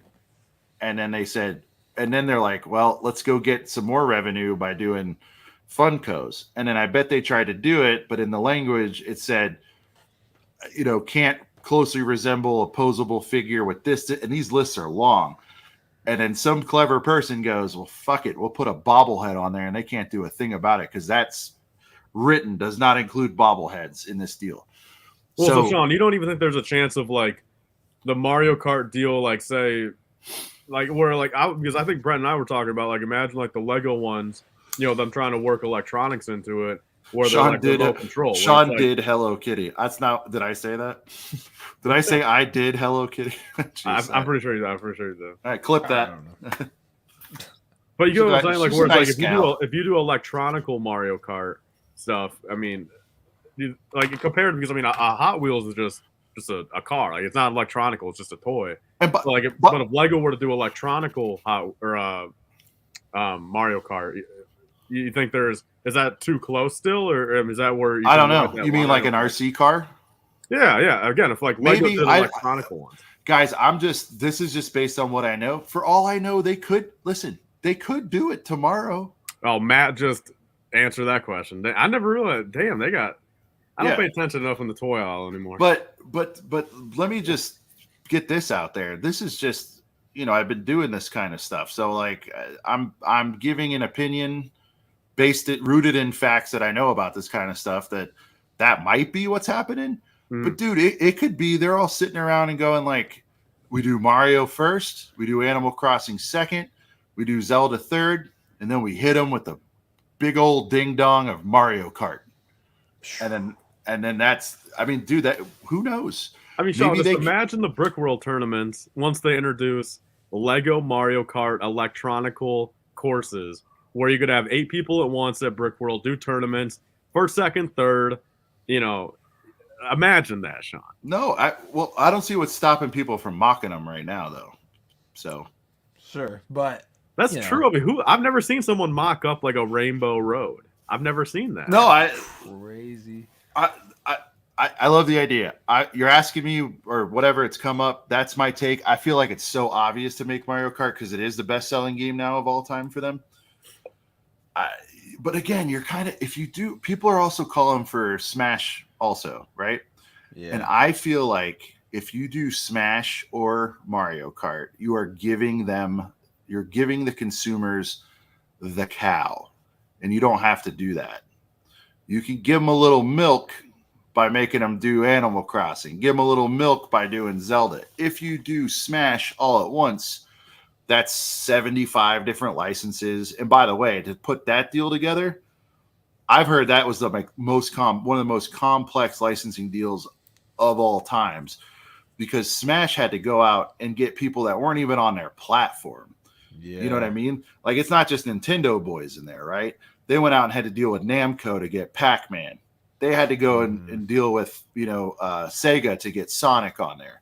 Yeah. They had to go and deal with like, and then it's like, what beefs do they have? And then I guarantee there's stuff language around like, they better not look like a bitch against Mario. Like that, people like protect their character. Oh, like, dude, yeah, that's true. That is. They're true. they're like, he better have like the dopest fighting skills, and he better not get waxed. I mean, these things are talked about because these are your marks, these are your brands, and you protect them with your life. It gets really crazy out there. Like even with Hello Kitty, again, without going into detail, there was like a big fat list of do nots on this, like just stuff you wouldn't even think of. If your logo is with Hello Kitty on anything, Hello Kitty is elevated over your logo. If they are left to right, Hello Kitty times your brand always. And usually that goes to whoever's the hotter shit. I mean, that's kind of how that goes. Yeah. But there is so much I could like, fill a pool with like stuff that I've actually heard, let alone anecdotal stuff that I've heard. So my point is, but also even if they were allowed to do Smash, would you do that first? Because then the expectation is you'd have 78 minifigures, and then it's like, where do you go from there? I'd rather piecemeal them to you and force you to buy a little Animal Crossing, cute little hut, and then you get those guys, and then I'm going to force you to buy some Zelda stuff and get you all going good there, and then I'll get into some. We haven't even talked about Metroid yet. That would be fire. Yeah, that's another one too. Metroid, and that's why I'm glad I just don't like. I'm glad that I just don't care about it helps my wallet, it helps my sanity. I don't like Zelda, so I'm not gonna Animal Crossing is crossing the cow for some of us. Yeah, no, it is. But you guys get what you guys have heard the old saying. It's like you got to make them buy the cow. That's you want the milk, you got to buy the cow. Otherwise, just get some milk. That's all right. It's actually it's a better model. Yeah, is selling milk. It just if Smash was a thing though. Lego, dude. Because honestly, you could take like Metroid. I'd be so excited about. Holy but shit. Like all the minifigs you got as they introduced like more Nintendo themes, you could then incorporate into your whatever the stage set that they would build, and you add in your figures, and there's play features and. And imagine if they actually make it where you can like control both sides, like from like the back, and like actually have it where, like that's where like they should use their electronical skills, and not just have it where you put Mario on a effing QR code, dude. Like actually make it where you can like actually fly, Jigglypuff over here to go beat the hell out of Sonic. Like actually make that happen. Like almost don't just put Jigglypuff on a QR code. Make them fight Sonic. Yeah. Well, yeah. So, even the first battle on Mustafar set where you had like the Technic poles to move around Anakin and Obi-Wan. Yeah. Yep. So I mean, this is fun. I think we should periodically talk about the whataboutisms of Nintendo, no doubt, because it's. Oh, there he is. There's Tyler. All right, let's get this here. Tyler, we're gonna pull up your video. We're gonna transition. Oh, dude, I do not want to listen to myself at all, dude. You better turn that audio down. Are you gonna strike me? Is that what's gonna happen? No, I just don't want to listen to myself. You should have said yes. It would have been funny. All right, we'll mute you. I hope we don't get struck by this, but let's go through here. Of course, we're talking about Star Wars future sort of Ahsoka sets. We'll pause here because I love this idea. Damn, bro! Wait, all this friendship, you won't even leave a like on the video, Sean? That's the second one. Did I not like it? Wow. Oh well, what I'm on my. You see my icon. That's why. I see. Yeah, you don't want your recommended to be more Lego. No. Listen, hey, this isn't the ACOB. I only use the ACOB account. I'm on a weird computer tonight. Give me a break. All right. Go to the first one though, because this is the second one. Let me make it right, Tyler. I've been wild if I wasn't. Hey, you at least gotta do it for the. You can unlike it after the stream, but at least have good public face right here on stream. Make it look like we like each other at least. I liked it. Sorry, I watched it on my video account. This video inspired this topic. Taylor, you only have likes because you force people to. Where's Mayo? I haven't seen him since he left that comment. He probably embarrassed himself saying that dumb shit. That's probably why. Well, I mean, seriously, dude. All right. Anyway, but before this one, Sean, he's said stuff like that before, but he's never been that stiff about it. I know he's probably upset about his channel's performance, and I get that, but come on, man. Go ahead. I was just say backtrack like 30 seconds or so, because this was the second set of the video. It is? Okay. Yeah. So if you go back, all right. First. Yeah, I know, and I don't even memorize Tyler's content. I'm such a jerk. Well, I made notes of them all beforehand in case we didn't. Oh, okay. What are we doing? A duel? All right. Yeah, just leave this picture up. Beautiful. Yeah. We don't have to do the whole video thing, Tyler. But all right, let's talk it through. We got the Dream World, War of the World Between Worlds duel between Ahsoka and Anakin. Tyler, do you feel like? I mean, did you prioritize or rank these in likelihood or anything? I was running around while I watched this. No, I just did cheapest to most expensive. Okay, but let's go through them then. Let's do a likelihood thing here. I know you showed Mustafar a little. I believe that was a 20 boy when it was out. This could probably be done similarly. We'd just do a little glass stage, maybe, a little duel on the worlds, whatever the hell. Well, see, and my biggest thing with something like this too is, again, you have maybe like, I don't know, like 8 inches worth of just like whatever the glass bridge stuff is, and then you have a little center in the middle where, like, I mean, it would be, I don't know how exactly like it would do it. I mean, maybe like for the sake of like playability feature, like you have like although like in the show it was like just like a smoke cloud, you know what I mean, like going from the flashback back to here, but some way have a little portal, little like revolving door or something, because I think what would be really cool in a scene like, or a set like this would, you have Anakin himself, with the, and have a very apparent, dual, double-sided head print. I think that's needed. One side where Sith eyes looking like Vader, and the other side like Anakin. That's so important there. It would be so good. Yeah, and then also I think having that little revolving thing in the middle would be, you have old Ahsoka and young Ahsoka in the set. So on one side, Anakin versus young Ahsoka. On the other side, Anakin versus old Ahsoka. I mean, again, this is something, that exact concept, I highly doubt it. I just don't think there's enough like substance there. I think it's really, that would be just like a 3-pack of figs, really. Like, I just don't see this happening. But like, again, if I was in charge of Lego, I mean, for a 25 spot, I mean, the amount of people that would just want to get those 3 figures, I mean, holy bananas, dude. I mean, I feel like I'm on the side that thinks this would be a little more likely to happen, because you got to think, dude, social media went nuts when they saw Anakin come back. Yeah. And if we're gonna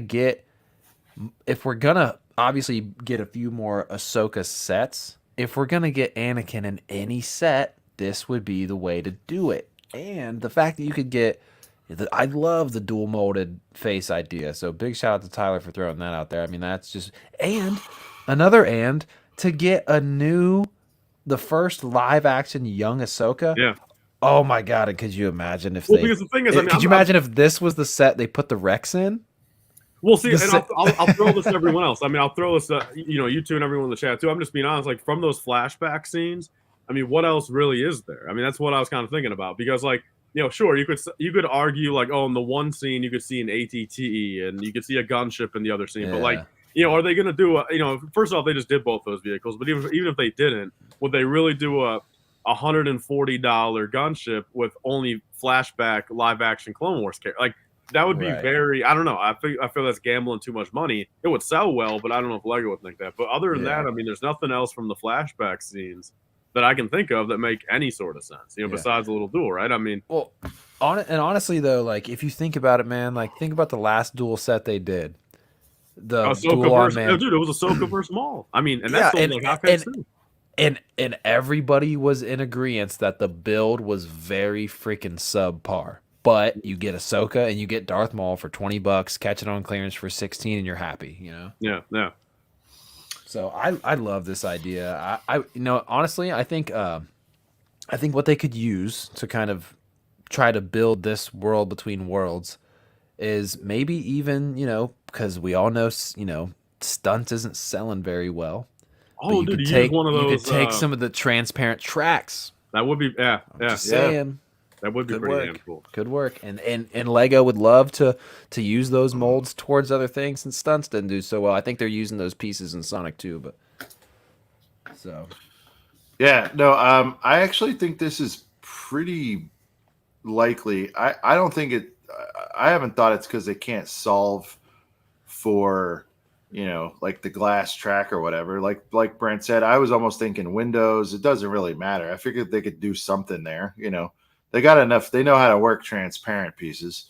I think what's tricky though is, like would this? I think the real question is, would this be more of a diorama, so you have like a black backdrop? Because I think the box art would be fire, Tyler. You could do this as box art. Oh, true. Yeah, already have the black background of the box art and then black background in Universe 2 and add like just a little bit of space. Like, yeah, that would be pretty sick. Yeah, because I think they could do it on the box art, but then it's like as soon as you open it, it's like you got them standing on transparent pieces and no cool, it'd be hard to capture the world without a diorama. But it could be a little mini diorama. Could be. Where it's like actually elevated a bit, you mean? Like where it's like like you actually it up like 10 bricks tall or something. Yeah. Think whatever, about 5, whatever is enough to get whatever's enough to set it up to where you can tell it's elevated, and then there's a black backdrop. I'm not great with the technical stuff, but I think it can be executed. Even though The Force Awakens is in my bottom 3 out of all Star Wars movies. That's weird. It just is. I won't get into it. We know what'll happen if we do that. But I really love the Force Awakens duel on Starkiller base set with Kylo and Rey. I think that's a really cool set. And how it splits apart in the middle, like it did in the movie, like where it cracked, and you can actually. I know, yeah. And you could have something like that. The more I've thought about it, I mean, I give Lego serious props, dude. Those $20 little duel sets they did. They're awesome. Those were. I mean, whoever designed, knocked it out of the damn park on those, man. Those are awesome. Well, if you guys think about it, Mustafar works because you were able to put like the red and orange or whatever on there too. And I'm thinking about it, and it's like you could just put some, I guess, transparent, bunch of transparent blue, and transparent blue on black sort of bases. Obviously, we won't get throwing some white to brighten it up a little. Yeah, you wouldn't get a full base plate or whatever, but you get enough to make it stand up, and you could definitely do that without it being a diorama, and people would eat it up because you get the figs will push that set. The figs will push it. They'll give you a little Ezra Bridger for him to stand on, but like whatever. It's like. Well, and one last thing, like involving like a 20. Some people brought it up like in my comments and even here. Do you guys think that duel with Ahsoka and Morgan Elsbeth in the last episode is actually warrants a $20 duel, or do you think that's kind of just like, kind of just like a forgotten, like, Morgan Elsbeth dead now? It's like, who cares? I think it'd be a cool Morgan fig. Oh, and then no, you know what? It'd be the same Morgan fig, but just a different head, different maybe with like green eyes or something. Didn't something happen to her attire too? I don't know, but the point is like, nah, clothes are the same. Her face, she went like Super Saiyan. Here's my answer to that, Tyler. Maybe a very minor maybe, if they've already put Ahsoka the White into a much higher priced set. You know what I mean? Like they're not going to give you Ahsoka the White on a $20 girl. They're not going to do that. I see. Yeah, I 100% agree with that. I don't think Lego should either. Yeah, that was a good point. Yeah. Okay, let's get into it. Another X-wing. This brings me great joy, Tyler. It's my favorite. Oh, yeah. But out of everything you said today, this is my favorite. Or was it yesterday? I don't know when it was. Well, we don't have this guy as a minifig yet, do we?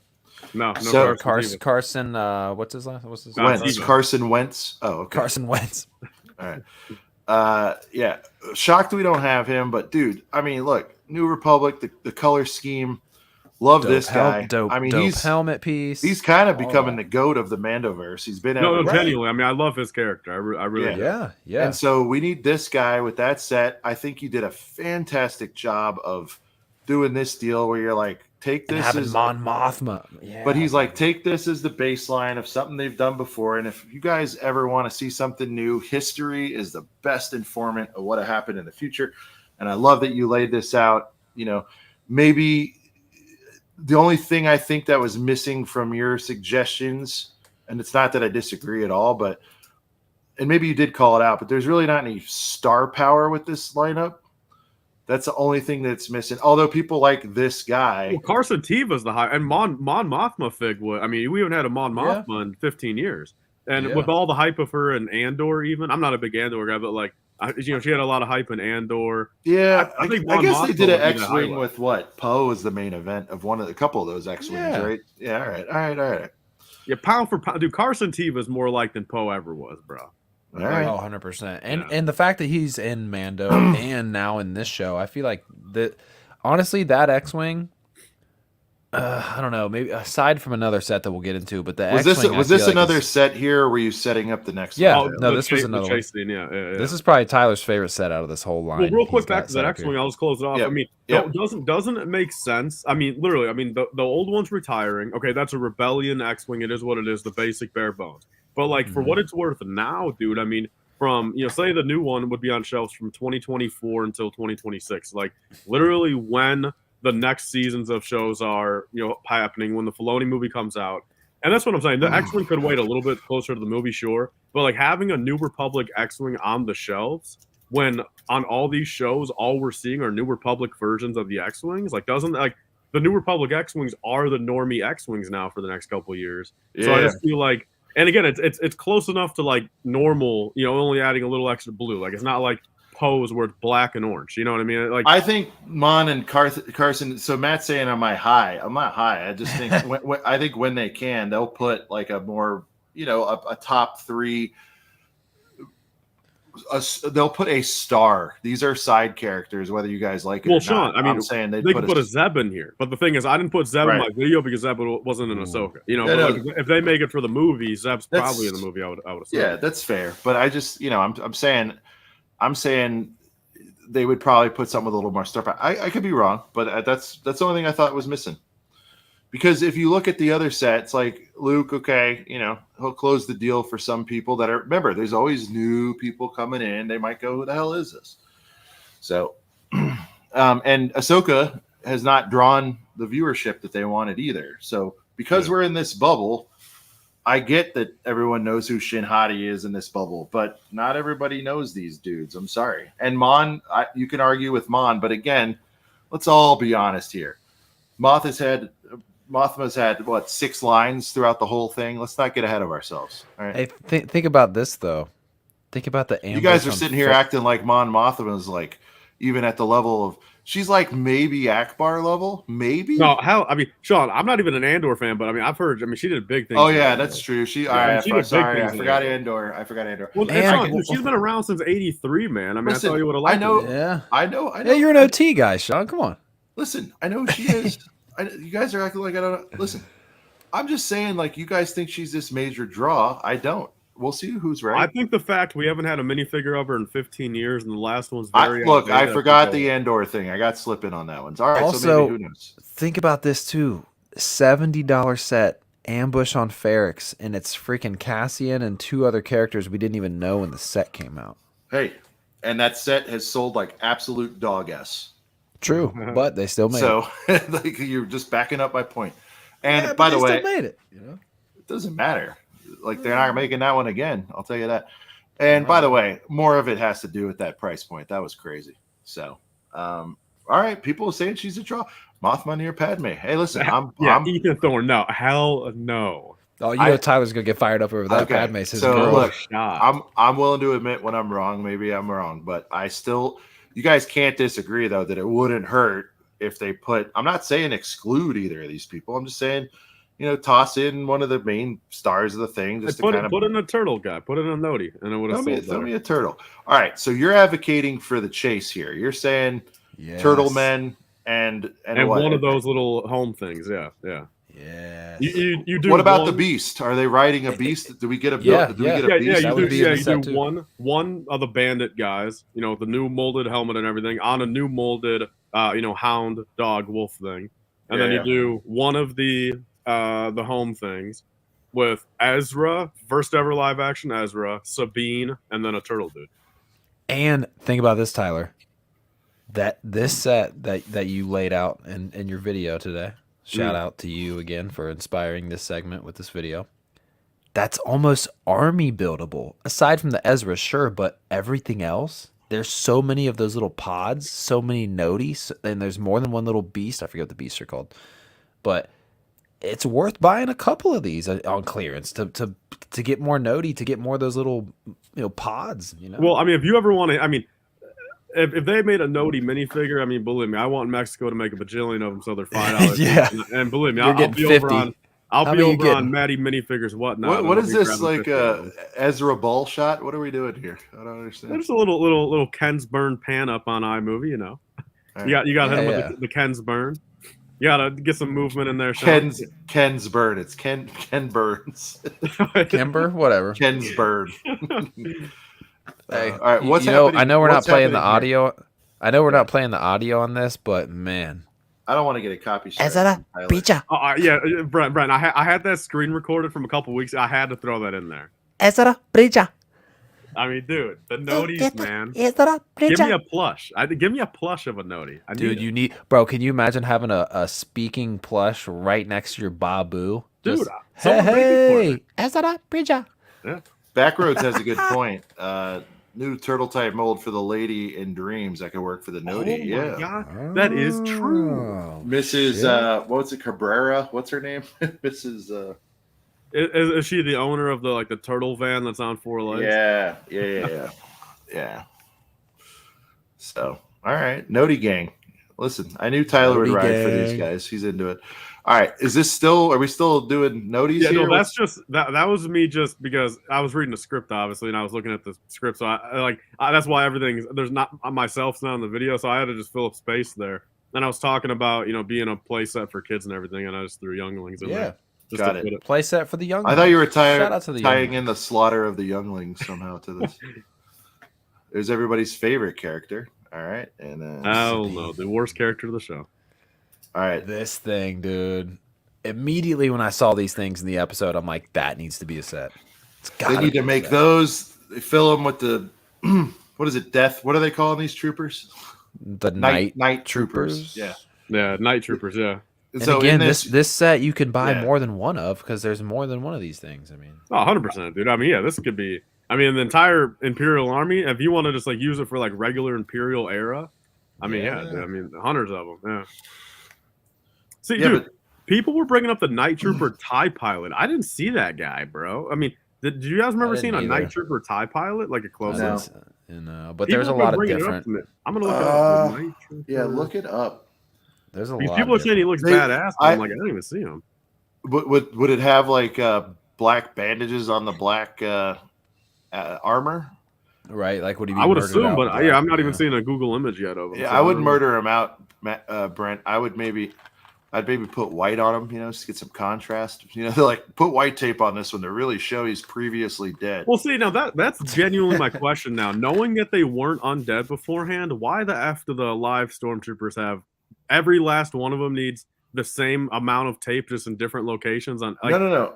You think they were? Oh no, I thought they were all undead the whole time. No, because Sean, the last episode. Oh, because they activated them to live again. I think they did that before. They were all alive because remember, there was a crew of them, because there was a crew of the stormtroopers that straight up said, and they went up to the mothers and everything, and they said, and the mothers told Thrawn, these are the ones that are willing to do it, and then they did the magic thing, and then remember when they went down, so I'm under the assumption, in episode 6 when we first saw all a couple hundred of them, you know what I mean, that they were all alive still, and that makes me question. If they're all alive again, just what are the damn odds? Every last one of them needs 20 red bandages, but ironically in all different spots. Some of it doesn't even cover up armor gaps. It's just on their thing. Why does a guy have a gray helmet? Why? See, I was under the impression that those were dead Stormies from the war that just happened, and then they've already reanimated them, and then they simply reanimated them again when they die. But I guess I missed that little scene you're talking about. Yeah, just booking around those on top. Yeah. Okay. All right. I'll have to go see that. There was that the crew that gets turned into actual zombies. Literally, the Night Sisters straight up said they volunteered to once they die, they're gonna go out and get killed by a lightsaber, and then they'll voluntarily turn back into a zombie. Gotcha. All right. So you mentioned obviously we need some of those Stormies. I'm aligned with you on Like, let's say you get 3 per set. You know, they're probably Each not one gonna has to have different printing. Yes, I love that idea. And that's already happening. Shout out to, I think, Minifig Co. who already did that. But who are you throwing in this one with them? I mean, if there is a cool TIE pilot, would that be enough, or you'd probably need to throw like an Ahsoka or an Ezra? Well, see, I was gonna do this where, you know, again, because I was trying my best not to like put the same characters in the different sets. Like I'm just that guy where it's like I don't want an Ezra in 4 different sets. Like, and let alone Lego probably wouldn't even do it anyway. But like, so my minifigs for this one, because I mean Ezra and Sabine made perfect sense for the Noti home. I was gonna do, you know, 2 night troopers, a TIE pilot, even before I even knew there was a night trooper TIE pilot, but just in general to have someone fly the ship. And then I was gonna do a Shin Hati and then a Ahsoka the White. Because that final scene of Ahsoka and Sabine, or not Sabine, Ahsoka and Shin Hati, you know, looking at each other, and the night troopers were running back to, like, they was all in the same shot. Like, technically you see them, and it's like it just makes sense not to mix match characters, you know, amongst the same sets, and like, you know, get our Ahsoka the White here, you know, a Shin Hati, maybe throw her a cape this time, you know, that type of stuff. Yeah. No, the moment I saw it, I think I texted Brett. I'm like, that's a set. Like, it's, you know, so, and I do like, you know, I would like them to have sort of the, whatever it's called for lack of a better term, like the more pronounced X-Wing sort of wings on this. Like, this mock is cool and all, but it's missing that very distinct, that sort of lining that goes on the side panels of the X-Wing wings. I think that would be really cool, because I noticed that on the show. Just to give it a little more of that X. Yes. I was muted. Sorry. I was trying to tell you TIE Fighter. Yes. Yeah. Sorry. TIE Fighter. It needs more TIE Fighter DNA thrown in this, and I'd be all over it. So I hope they get that sort of etching or whatever the word is right on that. But yeah. You keep talking about Enoch. That dude didn't do shit the whole show, man. Yeah. Neither did What's-Her-Face, but everybody I know he's like her. Thrawn's right-hand man, so he's not really, he's going to stay by Thrawn, whatever. Yeah. See, I'll tell you this though. I'm glad Enoch survived the show, dude, because like it is one of those things. Because like it just, like, conceptually, he felt like one of those dudes that was just gonna die and just be a nothing. Okay, but I'm glad at least he has a chance to be something in the next season of the movies. I'm glad they kept him alive. All right, we're gonna get to the Chimera. Let's not let him be a Captain Phasma where we're gonna get to the Chimera here. Tyler, I don't know if you called this out, and again, I think I was like running around, and I'll admit I was like, you know, half watching, but what's amazing about this is it's already got like perhaps the greatest stand already built in for this. Oh shit, I didn't even say that's a very that is a good point. Sean. I didn't even think about Sean, that's a friggin' bananas point, dude. That's a great point. Yeah, holy shit. So like the stand for this is already epic. You know, I guess I don't think there is precedent, right, Tyler, as far as I know. Any of the play scale Star Destroyers have never had a stand, I don't think. Right? No. Yeah, so this would be so, and I think you were targeting the 169 big boy set for the wave on this one. Totally aligned with you there. I think if they throw the stand in and gold, you'll have to touch 2. They do the gold like we all want. Make it like an 18 plus, like not not a UCS, but like not like, but make it like a black box art, kind of like 16 plus maybe, where it's like. Well, here's the deal, right? If Tubes is getting 200, I'd bump this up to 200 and get the gold and the stand and all that, and go up from 170. Hold on. What? Can we all just appreciate Sean's abbreviation for Chewy? Tubes. What? It's shorter than Chewy. Chewbacca. Tubes. Yeah. That's awesome. Well, it's one syllable. Tubes is shorter than Chewy, so I have to optimize. Tubes. You know, you got to optimize. All right. So, so look, I'm awesome. on board. I've never seen them be generous with gold like this before. So, you know, and the thing is, it wouldn't be the chrome gold. It'd be the little pearl gold. You know, the matte gold. You know, not gauntlet, the Infinity Gauntlet gold. Yeah. We'll see. And look, and here's a question to everyone here, man. You know, and you know, in the chat, you two, I'm sure. But the biggest thing here, biggest thing with the Chimera is, do you guys think, like, my biggest worry about it, if they were to do the Chimera, is would they even bother, or how would they do I guess let me just finish the question, then we can get into that, then the answers. But would they do the bottom design? That's where I'm getting at. Would they even bother? That's gonna be tough. That's the thing. How would they do it? Would they do it? And if you want to read the super chat now, we can get. I have a good question for you. I got a theory too, but let's hit David L, baby. Sean, you got this one.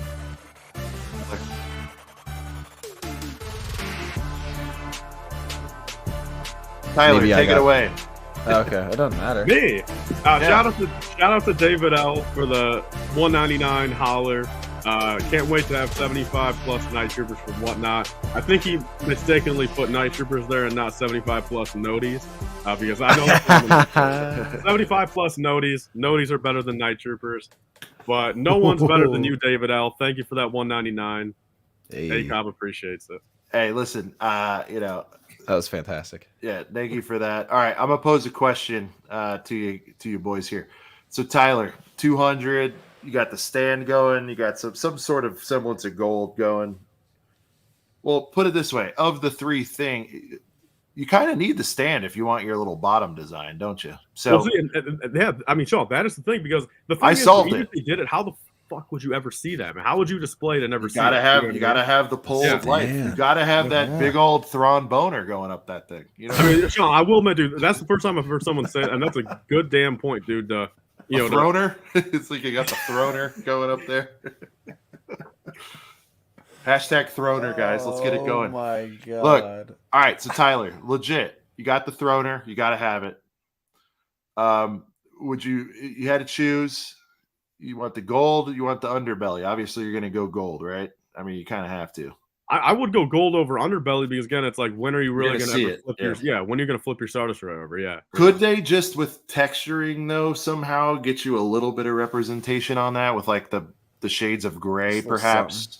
Well, what's the thing? I mean, would they just do like some extra plates and tiles on the bottom, or would they try to figure out like a print or a sticker thing? You know what I mean? Sticker could be a thing. Yeah. Hey, judging by their track record with the recent T6, shout out to Tyler for getting that one early. Yeah, true. They didn't do shit. Yeah, they would just leave the bottom. Honestly, yeah, that scares me now, Sean. They would just leave the bottom all gray. Here we go. It's happening. Throner. A big old Thrawn boner. A throner. And I like how he did a W on that one. That's good. I love how straight did this hashtag texture. Yeah, there is texture. You like texture. Let's see. So, dude, everything entailed, if they did everything like we were wishing here and give us 5-6 good figs, I mean, the thing is, like, look, I mean, sure, I can say this because, like, I'm fortunate enough to say, but like, I wouldn't even mind if it was like 250. Give us our first ever 250, regular play set. Like, just, it's bound to happen. Like, again, I mean, you guys all agree. I mean, how long is keeping it under 200 going to suffice unless they genuinely just because I don't everything? Let me ask you this, because I don't own one. Playscale Star Destroyers, was that around? Is that pretty much the same size as the Gideon Light Cruiser, or were they bigger? I mean, if you want a direct answer, I can literally go test it in like 5 seconds and like just eyeball from recollection. Are they about the same size and girth and all that, or was I feel like the Light Cruiser was smaller than some of those. From what the Light Cruiser is definitely like a smidge like shorter on the sides, like 5-6 studs less and per less side. But I thought it was less tall too.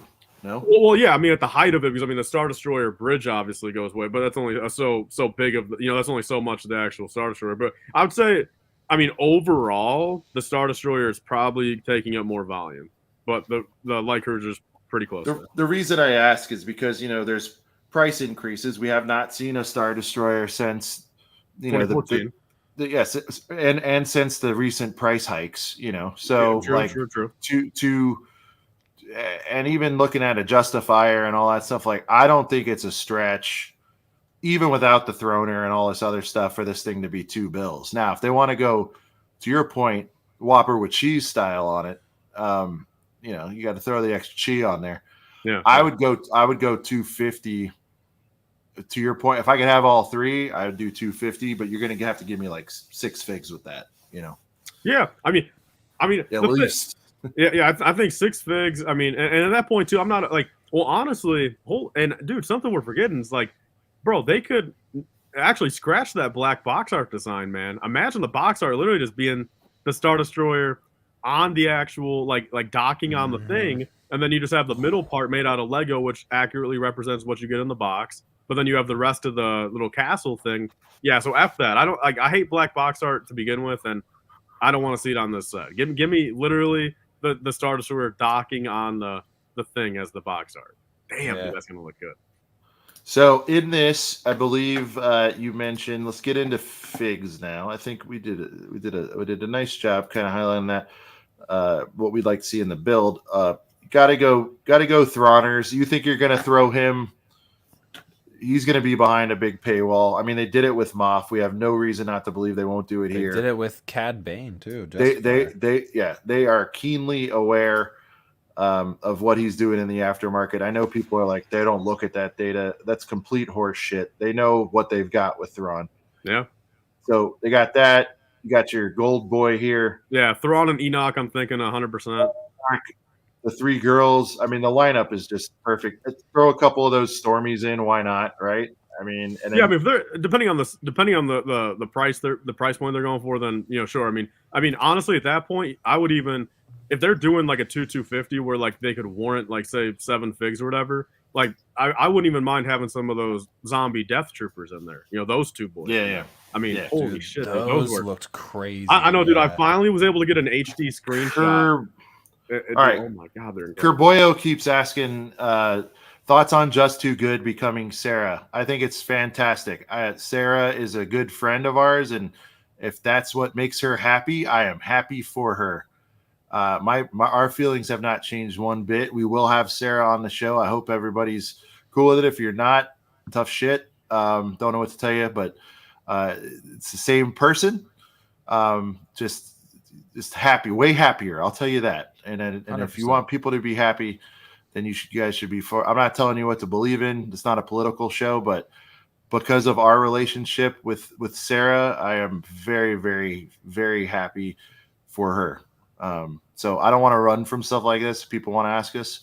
I don't want to put words in your guys' mouths. If you guys want to answer Brent how you feel about it, but that's how I feel.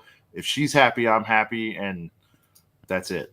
100%. 100%. And I mean, and I feel like the passion in the video, like when you watch the video, like nothing has changed with the videos and everything. The passion is still there. Yeah. She's passionate about the same stuff. I mean, I think it's great. I think it takes a lot of courage, and I mean, like I said, and the main thing is like the passion has not changed.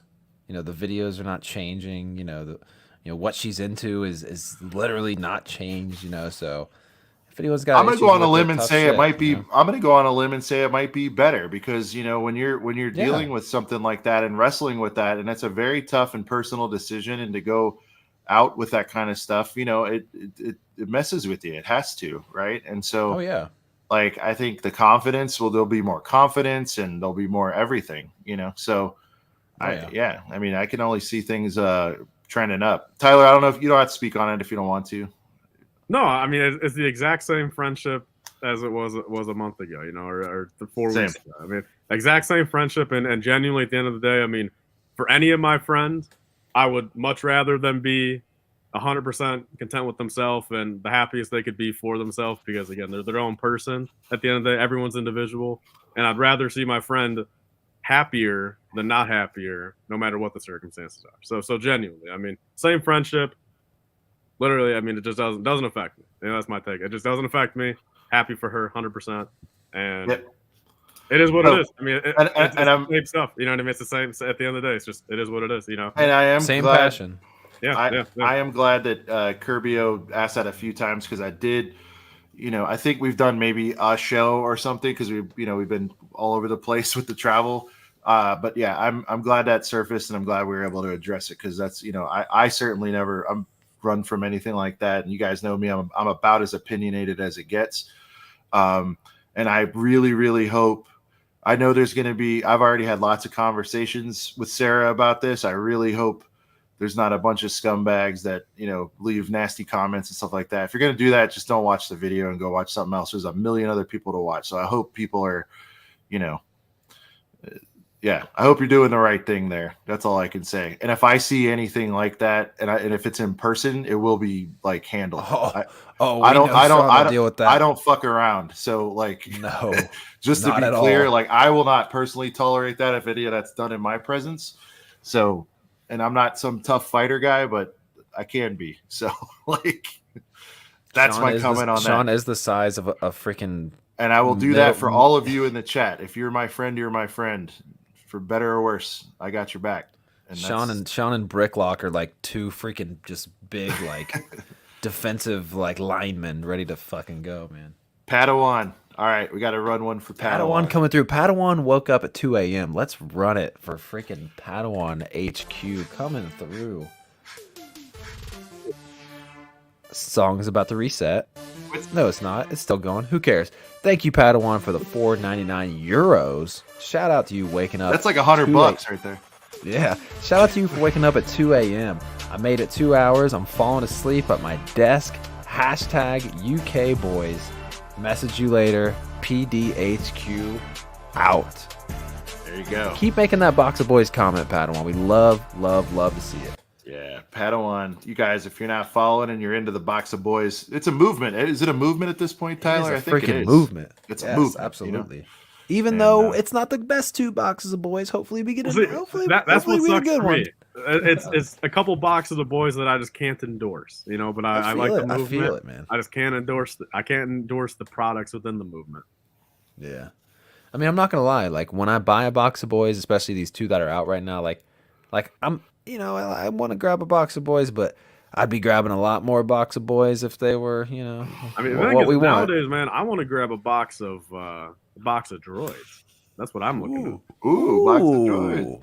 Hopefully we get a box of boys and droids coming up soon next year. We'll see. Also, guys, you know, when you guys do pick this up, let's make that a thing too. Box of joys. You know, box of joys. I gotta get mine.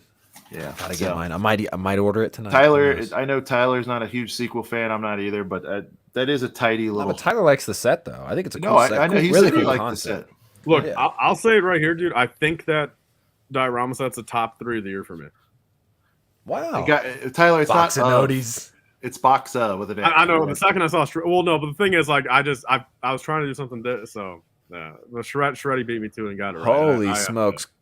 Cut that music back on for Moments of the Magic coming through. Been a good member. Googly moogly. I can't even believe we had memberships for 5 months. I know, man. Big shout out to channel member Moments of the Magic member for 5 months. I can't even believe we've had channel memberships for that long. I went to grab a box of boys, or a box of masonry bricks. I meant to. There you go. Say, but yeah, get yourself a box of masonry bricks. I love that piece. Solid piece. Shout out to Moments. You know, if you guys are into Disney stuff, stop motion. He's got some really cool stuff going on, and he's had a nice uptick with his shorts I'm seeing as of late. Also does live streams. Definite chill vibe if you're into that. He builds friends stuff. So what else is he building over there? Disney stuff just in general. Yeah. But on top of it, and like we say about most of our friends, most importantly, with Moments, he is just an awesome dude. Like that's to me like the most important out of all this nonsense. These are like really great people. So shout out to Moments. Go support him. Give him a subby. There's some Check good him out. people in the community, man. There's some good people. Great people in the community. Yeah, can I give a quick shout out to the Cool Han Luke Bricks up there? He just said what's up to us, and he just woke up. It might be gone by now, but he said what's up. He's gonna catch us on the Sorry. Yeah, let's get that. What's up, Tyler, Sean, and Brent? Just woke up to pop in and say hi. Sorry I couldn't make tonight. Catch you on the replay. Keep up the world-class work. Thank you, sir. I don't know if we're world-class, but we're, definitely regional class, I would say. We're kind of... Speaking of replay gang, I don't know if you're watching on replay, I'm looking at you right now, replay gang. Thank you. And leave a like and a comment. Give us some criticism. Tell us we suck. Tell us we're good. Whatever you want to say, leave a comment. It's good. Let us know. I'll say true. I mean, I will say, your guys' show, the replay gang truly is pretty bananas. They show up. Our boys show up. It's half the views sometimes or more. It's more. It's on way some more. of them. It's that's the replay gang is nuts. And by the way, guys, if you are watching this and you're not subbed again for some reason, I'm sorry for pushing, but when you get close to a number, it's an itch you got to scratch. Tyler, you'd probably love this metric, but I feel like we're somewhere like 70, 80 or high, maybe higher percent of people are sub that watch our stuff, but that still leaves 20% or so that isn't. So if you guys are there, just honestly, just on paper, subby, but just on paper, man, and the fact that, I mean, your guys' sub count, you guys, 80% of the time pull that view count. You know what I mean? It's like, damn, that's always a good thing too. 54 subs away from 2K. Let's go. Get it. Tell your friends. Come on, 54. 54. Dude, the celebration is going to be epic when we hit that 2K. I'm just saying. I'm popping champagne. I'm popping open a box of boys. Pop champagne like you won a championship game. You know what I mean? Hey. Like, we need 54. If we get it by next Thursday, I could pull together a little celebration. Tyler knows how to get balloons. We'll have a good time. It'll be get a little 2K, little 2K going. All right, I don't want to harp on it too much, guys. Do your work. Get some people involved. It's a lot of fun over here. And I will say, I am proud. I watch the other shows. I'm big fans of some of the other ones. I don't think anybody's doing it quite like this. That's what I'll say. That's not a knock on anybody. Hey, look at this forgotten name here. Forgotten soul. Speaking of this legend, shout out to Max. Max, if you're home, and the mood strikes and maybe you're building that sexy McLaren, door's always open. Let me know. 100%. We'll send you a link of it. I'd love to see you pop in. I think he's still working, though. Yeah, I think he's still doing working. Something crazy. Cooper picked up 2 sealed OG droid battle packs last month at BrickCon. Box of droids. Right, box of droids. Yeah, look at that. Yeah. Look at that, Tyler. Kerboyo, sorry if I'm saying that wrong. Has Ashen Flash and Pen Plays ever been on ACOB? Ashen Flash is a good friend. We need to get him back. He has been on. We need to get Ashen. Been on. Yeah, I forgot about that. Yeah. We had a really good show with him, and he said anytime. He's just, I think we asked him one other time he was busy, but I think he's super down. Max just got off. Can we get some shout outs to Max for you OG ACOB, ACOB viewers, Girth Gang? Come on. OGs. About the third member of the family. Yeah. Get a shout out, Max. And Been shout out a member to Nicole. Since episode 20. And Nicole as well. We miss you both. Also, Christopher up here said we're sorry. Go ahead with this one. Yeah, Cool Hand saying, look, he's been all over the world. He's on the other side of it, okay? Currently. And he can confirm it's world class. Good night. Or as the Welsh would say, no sta, lech sta. There you go. Probably butchered it, but, Nah, I think you nailed it. Got some Rick Jedi, Maximilian, there he is. Yeah, got some love for Max in the chat. Timmy, channel member, showing up. Oh, sorry. I know him and our production's a really good friend. Oh, sorry. I'm sorry. 3 episodes or so. That is right. And that is the sole reason why 88 people are here tonight. Right, Tyler? I would say so. I'd say that comment also shits on Tyler too. People are here to see Tyler. Yeah, what the hell, man? Tyler's been on more episodes than Ryan. Come on. Okay, well, look. At the end of the day, I understand the consensus, and there's a way bigger percentage, percentage-wise. Look, it's just no doubt. But I think it goes to show with your guys' show, though. I mean, it's just the truth of it. I mean, sure. You know what I mean? Like Ryan hops on an episode, and it peaks at 200 for. You're pushing 200 viewers for a little bit. It's just the truth of it. It's just that's how analytics work. I mean, he does a story post, and it's it gets in front of another 10,000 people. It's of course there's you know what I mean? And that's just no knock to anybody, but it's just the fact of, the fact you guys still pull, there is genuine growth on the channel without anybody additionally on, you know what I mean? Because again, when I first was watching you guys, late 2022, what would you guys say you guys were at? Maybe 30, 40, 50 viewers, I think. Yeah. And it's now it's the truth of it, no matter who you got on, whether it's just you guys, yourself, or anybody, it's 80, 90, 100, 110. It's you guys have increased your genuine people that give an F about you two. You know what I mean? Yeah. And where at the and that's all that matters at the end of the day. It's sure, I mean, that's the whole point of getting bigger guests and getting different guests on, is because you bring different traffic and different audiences. And it's just the true, friend or not, it's just the true fact of the matter. Bringing on someone with 500,000 subs compared to say someone with even like 150,000 or 3,700. Like, it is the truth. Like, well, you're just never gonna talk to the person with 500,000 subs because it factually brings more traffic to your show. Like, especially when they're friends. Like, I just don't. And we're a talk show too. You know what I mean? Like, what are we supposed to do? Yeah. I think it should only be me and Sean for 110 episodes. And listen, we had a lot of weeks like that, so it's like, yeah, of course. Yeah, it's just, and again, I don't want to harp on it too much because I don't want to. It's not getting me down or anything, but this is what I'll say to people who like kind of knock.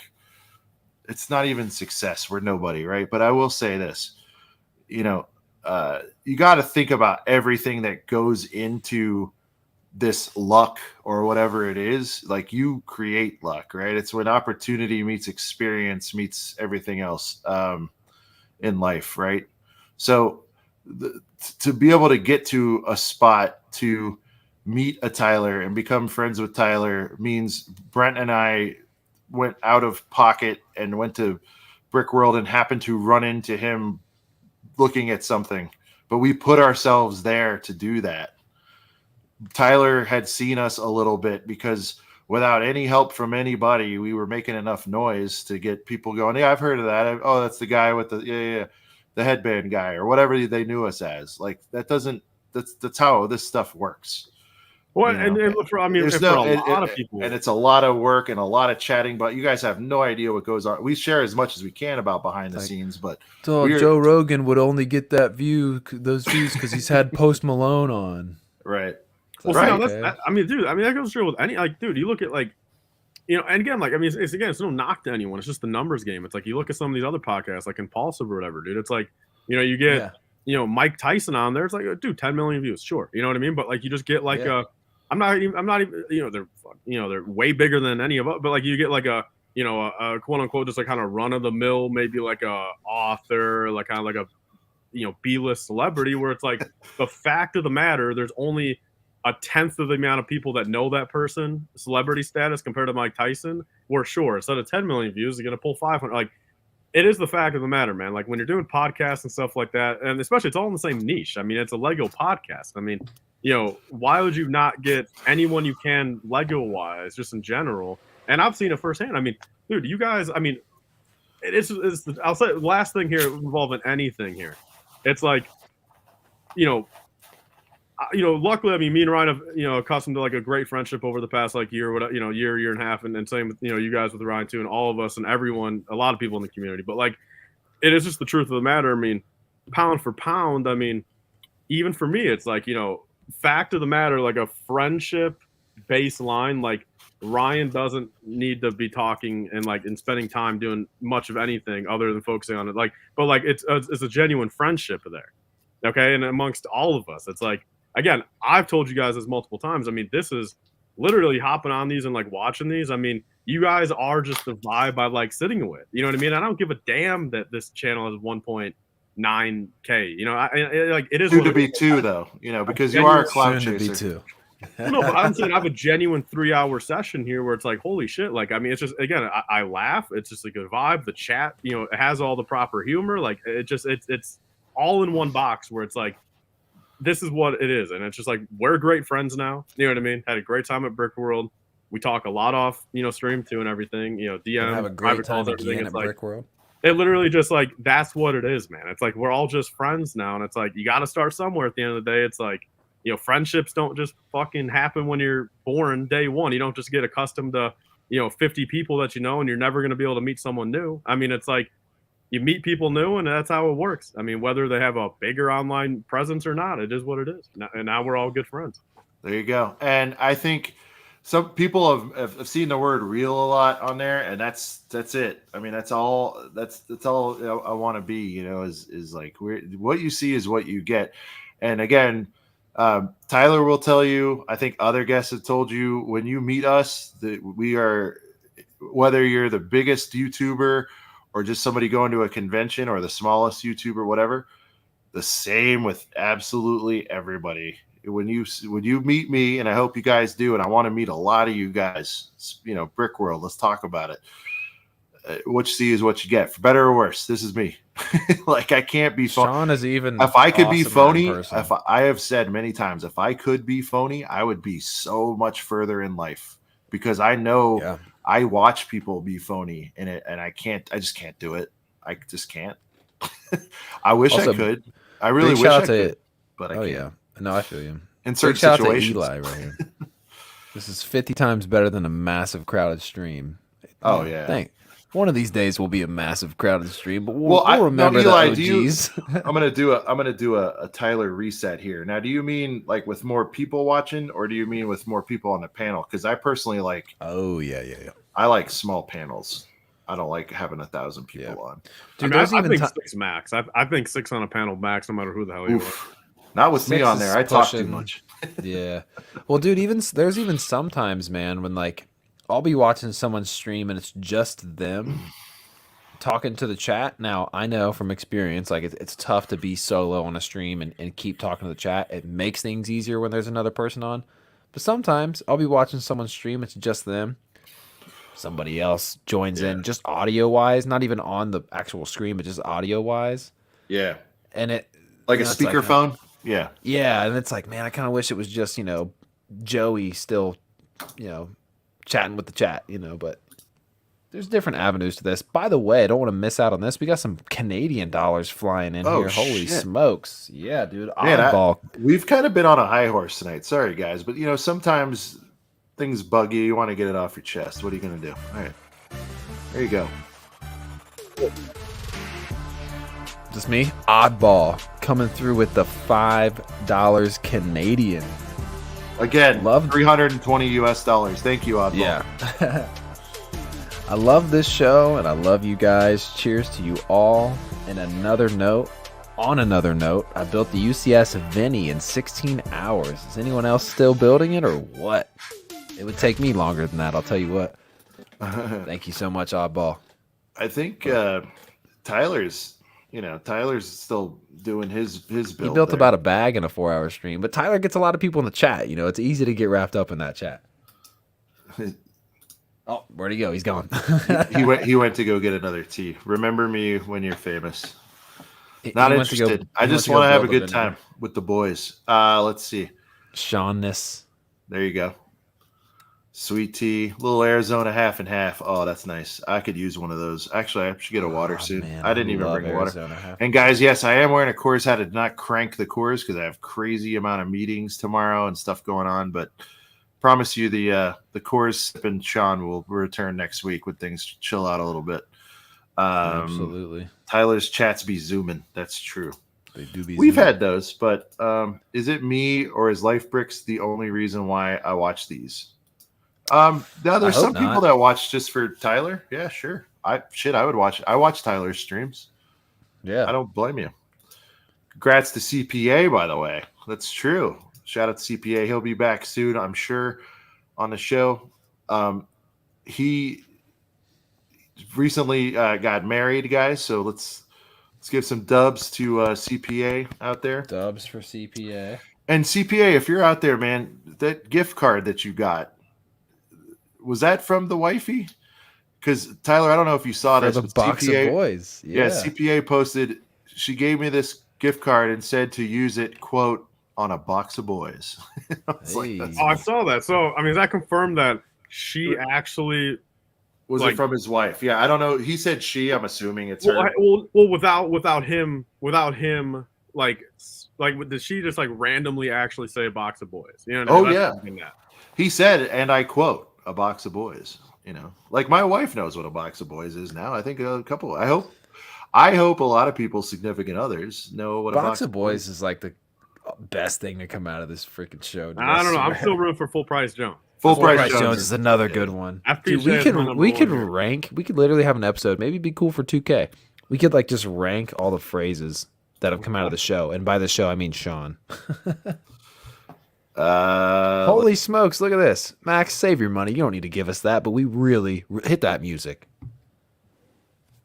West Coast Bricks, aka our good friend Max, coming through. Are you frozen? Am I frozen?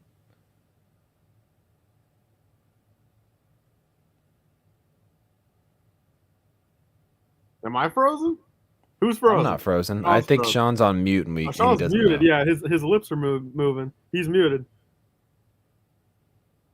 Yeah, his lips are moving, right? He's blinking. Yeah. He's blinking. He's not frozen. Sean, we can't hear you. Now he's looking around. Okay. Oh, God. Am I back? Yeah, for a second, he sounded like somebody else. Did it work? For like a word. Good. Bad, but good. All right. Anyway. Anyways, big shout out to our great friend, Max from West Coast Bricks. There it is. Max, you know you don't need to give us any freaking money. You're a part of the squad. But no warning. You just come on whenever you want, man. Yeah. We do appreciate it. You know how to get in here. Yeah. You know how to get in here. You got the keys. Love my boys. See you guys soon. We hope so, man. We miss you. I miss you. Sean. Max, you gotta play some MLB The Show soon sometime too. There you go. I watch for the heaters. Thank you, Extra Bricks. Yeah. Extra Bricks. Has Hellion Film been on here? If I remember correctly, yes, right? Yes. Yeah. She has. Guys, by the way, we don't do this enough, Tyler. I don't even know if you do this a lot. We should plug the archives a little more. So if you guys are new plug around the here, archives. we're 109 girthy episodes deep. I think, you know, I watch them just to kind of see what was going on back then. Right. So yeah, if you guys are bored, it goes without saying, definitely peep some of the backlog, if you will, because we have had a lot of really cool folks come through here. Holly's been on. Ash and Flash. Somebody asked about Ash and Flash. Look, there's probably a handful of sort of known quantities. Well, there's more than a handful, but let's just say, you know, we've definitely had our share of folks that people are familiar with, and you know, we'll get back into bringing some of them on soon. But for right now, I'm kind of liking chilling with the boys and kind of who we've got. You know what I mean? So, yeah, check out the backlog. My significant other does know Box of Boys. See that, Tyler?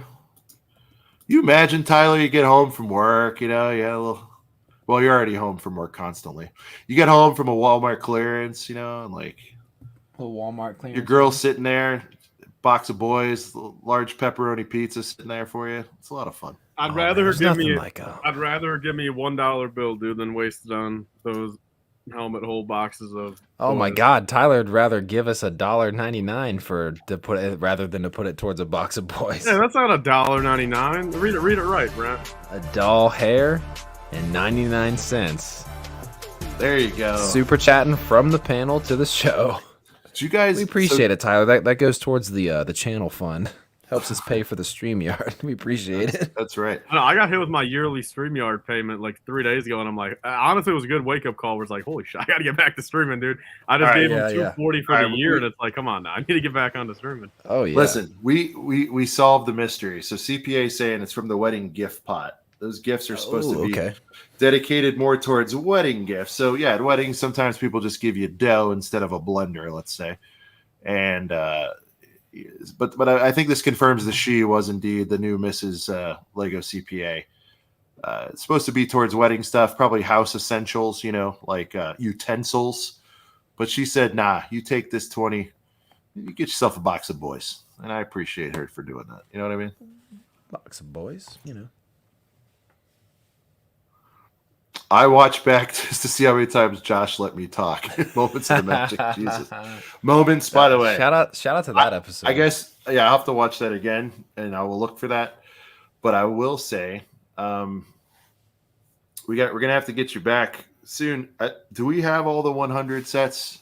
And if I think we got a couple coming, but once they're done, Moments, I want to have you back on because we need to rank those. We need to rank the figs. That would be a sick big, episode. Fat Disney 100. Let's get that same panel back on, me, you, Josh, Moments.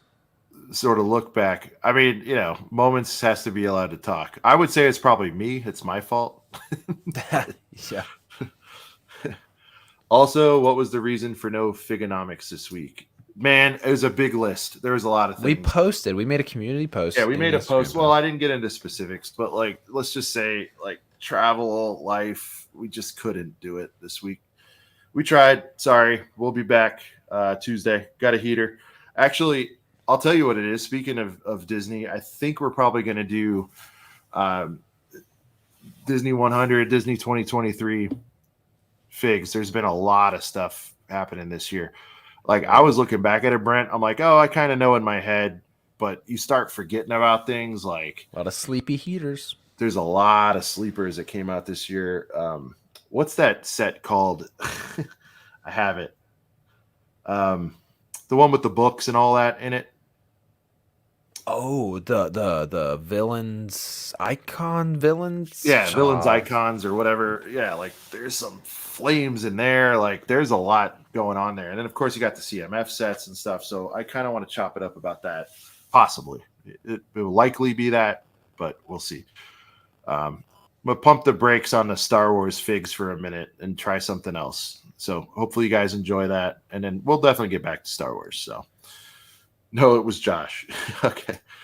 Cooper should be tomorrow night if everything prevails. So yeah, Tyler probably, I think, having a stream. Oh yeah. I mean, again, my sleep schedule is so wet. I mean, that's why I'll tell you guys this. That's why I was a little like the first 20 minutes of this stream, I was like absolutely dead because like my sleep schedule is so bad. Where like I legitimately got like exactly 22 minutes of sleep, like in between when I was up for like 20 hours compared to now. So like right after this, I'm going to bed. But like, oh yeah, you gotta get some rest. I'm not like tired. I've had tea. I've had a bunch of tea, so I'm good. But like that's why I was like absolutely dead those first 10 minutes, and I'm like I could even tell. Like that's why I put the sunglasses on and everything too. Where it's like we need to like sit there and just like if I actually dozed off, you guys wouldn't be able to tell.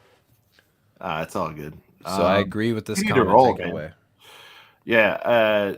You need to get Jang Bricks and TD Bricks on the show. So, like, sure, like, definitely. I think I've put this out there. I think Jang Bricks is the my number one draft pick who I'd like to get on the show that we haven't yet. Put it that way. There's a lot of. Hear me out. What about?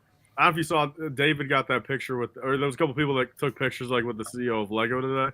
Yeah. Would you want the CEO of Lego on here ever? That would be crazy. Sure. That'd be stupid. Him or Jang? Which one is Jang. a bigger? Wow, Jang for sure. Ooh. Yeah. I'd rather have Jang. Jang streams every day on Twitch. Yeah, he's tough. He's tough to get. He doesn't really do many of these. I won't say he doesn't ever do them, but we'll work on it and we'll see. I you know what? I manifest things. We will have Jang on the show at some point. How about that? Love to get TD as well. Me and Tyler met him very briefly. Me and Brett know him, right? Tiago would be cool. Tiago as well. Yeah. We'd love to get Tiago. To get Emily on. Like we've had Mr. Saurus and we're buds with them. It's just she's really busy. That's the stuff that, again, without going too inside baseball, there's a lot of people. You guys, we're thinking along the lines of where you guys are and or the same way you guys are on a lot of this stuff. And a lot of it is availability, quite frankly. Like Tyler could be sleeping, but as you mentioned, like we're buds, so he'll probably go the extra mile. So for some folks, there's time zone stuff. I mean, I could write a book on, why some people haven't been on. Some people don't come on because they don't want to. There's some of that too. That's all right. We can't force these people to do. We don't pay people. Definitely don't have a budget for that. Yeah, we don't pay people except Sands, who's like, "I'll come on if you pay me." I feel like if you could get Just Too Good or Ash and Flash, I feel like you could get Jang Bricks. Yeah, I hear you. I think there's it doesn't necessarily work. It doesn't necessarily work like that either. You know what I mean? Yeah, I mean everyone's individual anyway. Everyone's different to begin with. But I think there's still a little bit of a line there, like a line in the sand amongst like those two versus Jang. I think there's still a line in the sand. Yeah, I think, yeah, I'd love to get Jang on like 1,000%. I have sent a few notes. If anyone has a direct line, I think he would have a great time. Again, I just think it's bandwidth. He doesn't do these. We'll see. But that's it. But it will happen. If it's at all possible. Need the UK show. It's happening, Chris. We're going to do the UK show too. Let's see. Sands could be interesting. We haven't had Sands on. It's probably possible. I know. I was saying, speaking of, I don't know how it would go. Yeah, I think that's part of it. That'd be fun. Let's look at what would happen on a Sands show. Could be interesting. No Sands, met Sands, talk to Sands. Let's see.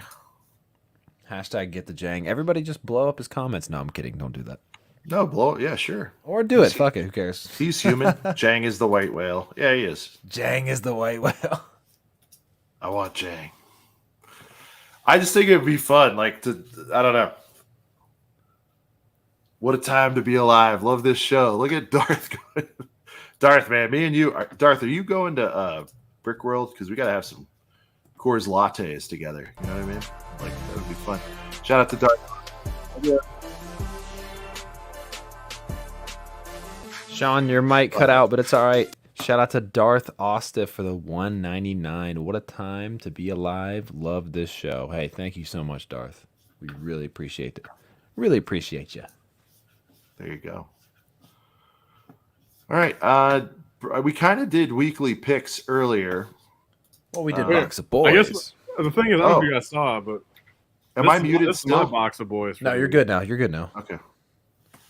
Oh, yeah, you got like 4 of those. Yeah, I got 4. Talk about that for a second. I mean, dude, these came out September 1st, man, and I already got 4 of them for $24 each. Hey, sell me one for dude. Fun. If I had more than 4, it's just the thing is, I need to part them out. You know what I mean? If I had 9 of them, where it's I could spare one type thing. But yeah, I'll catch it on clearance. I mean, dude, if it's already on clearance within a month and 5 days, bro, I wouldn't doubt it's going to be popping up in your store soon. Wow, I went FPJ on that boy. This is FPJ. 70 retail or 26. I had $70 or 60. 60. Yeah. I had to get the GWP though. So. Oh yeah, you went full price Jones pre-order on that, Sean. So I got some of those, and I got some of the Inquisitor sights for. I got 3 Inquisitor sights for 50, and then 1 for. I take that. Dude, yeah. Okay. So those are the best Walmarts in the country. And then 1 scythe was 26. That's where I got confused. 1 scythe was 26. Any other picks, Tyler, this week? You got a little something? Not near. You did the wave. Well, you did the wave. You went the first, right? You got Venator. Was that this? Yeah, week? but that's all on the others. I mean, I got the Venator. I got the diorama. Box of Joys. Yeah. Then the Venator promo, which I mean, have you guys seen? I mean, in the U.S., that thing's like $150 on eBay right now.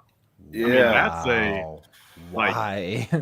I mean, but look, see, but the thing is, it makes sense because it'll go down though. I think. I don't think so at all, Sean, because dude, it's sold out online within a day. Okay, and then every store in the U.S. only got 7, 10. I think Disney Springs got 29 or whatever. But that's a flagship, massive store. But all the normie stores got 7 or 9 of them. Look at this! All the WalMarts in Portland closed. Is that from robberies and stuff? So just really quick, so the vendor promos, there's only so many of them because the stores only got 7 or 9 promos to match with the vendors. Yeah, so that's it, dude. I mean, there's barely any promos out there, man, in the USA for it.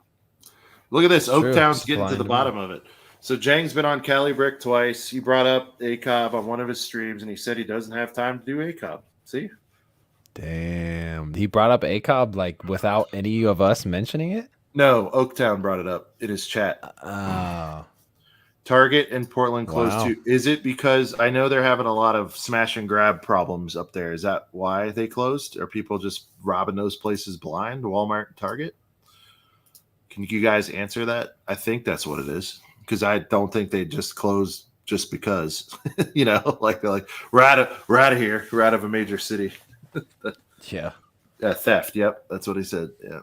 Canada didn't even get it, Tyler. All right, so you think it's a rocket? You think what's the cap on that thing? You think your little? Well, I mean, the funny part about it though is, I mean, in the European market, I mean, it's still 60, 70. I guess again, just some sources out there. I guess stores probably got more. Maybe it didn't sell out as quick online, and just in general, always, somehow, whether an extra couple hundred, just kind of got out of Denmark or whatever. It seemed like European market is probably like the 60 to 70 like euro range. But in the USA, I mean, there are a couple that are bidded up and if sold for, again, like 130, 140, 150, and like, a couple. I mean, it's 100 plus. I mean, truthfully, a solid price is 100 plus.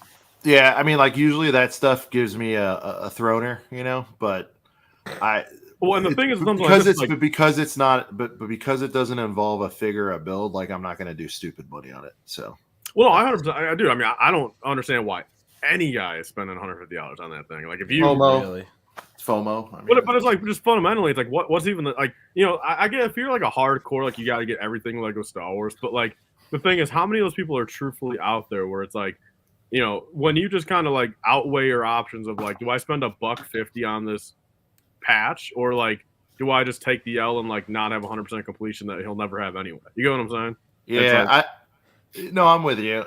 But how many people are really in the running to get every single? Well, that's what I mean. So it's like, I mean, I'm just surprised that people that know damn well they won't be 100% completionist. I mean, I won't ever be either. I'm not just like, but it's like, why would they spend 150 on that out of everything? I'm with you. There's about 1,000 other things I'd rather get than that.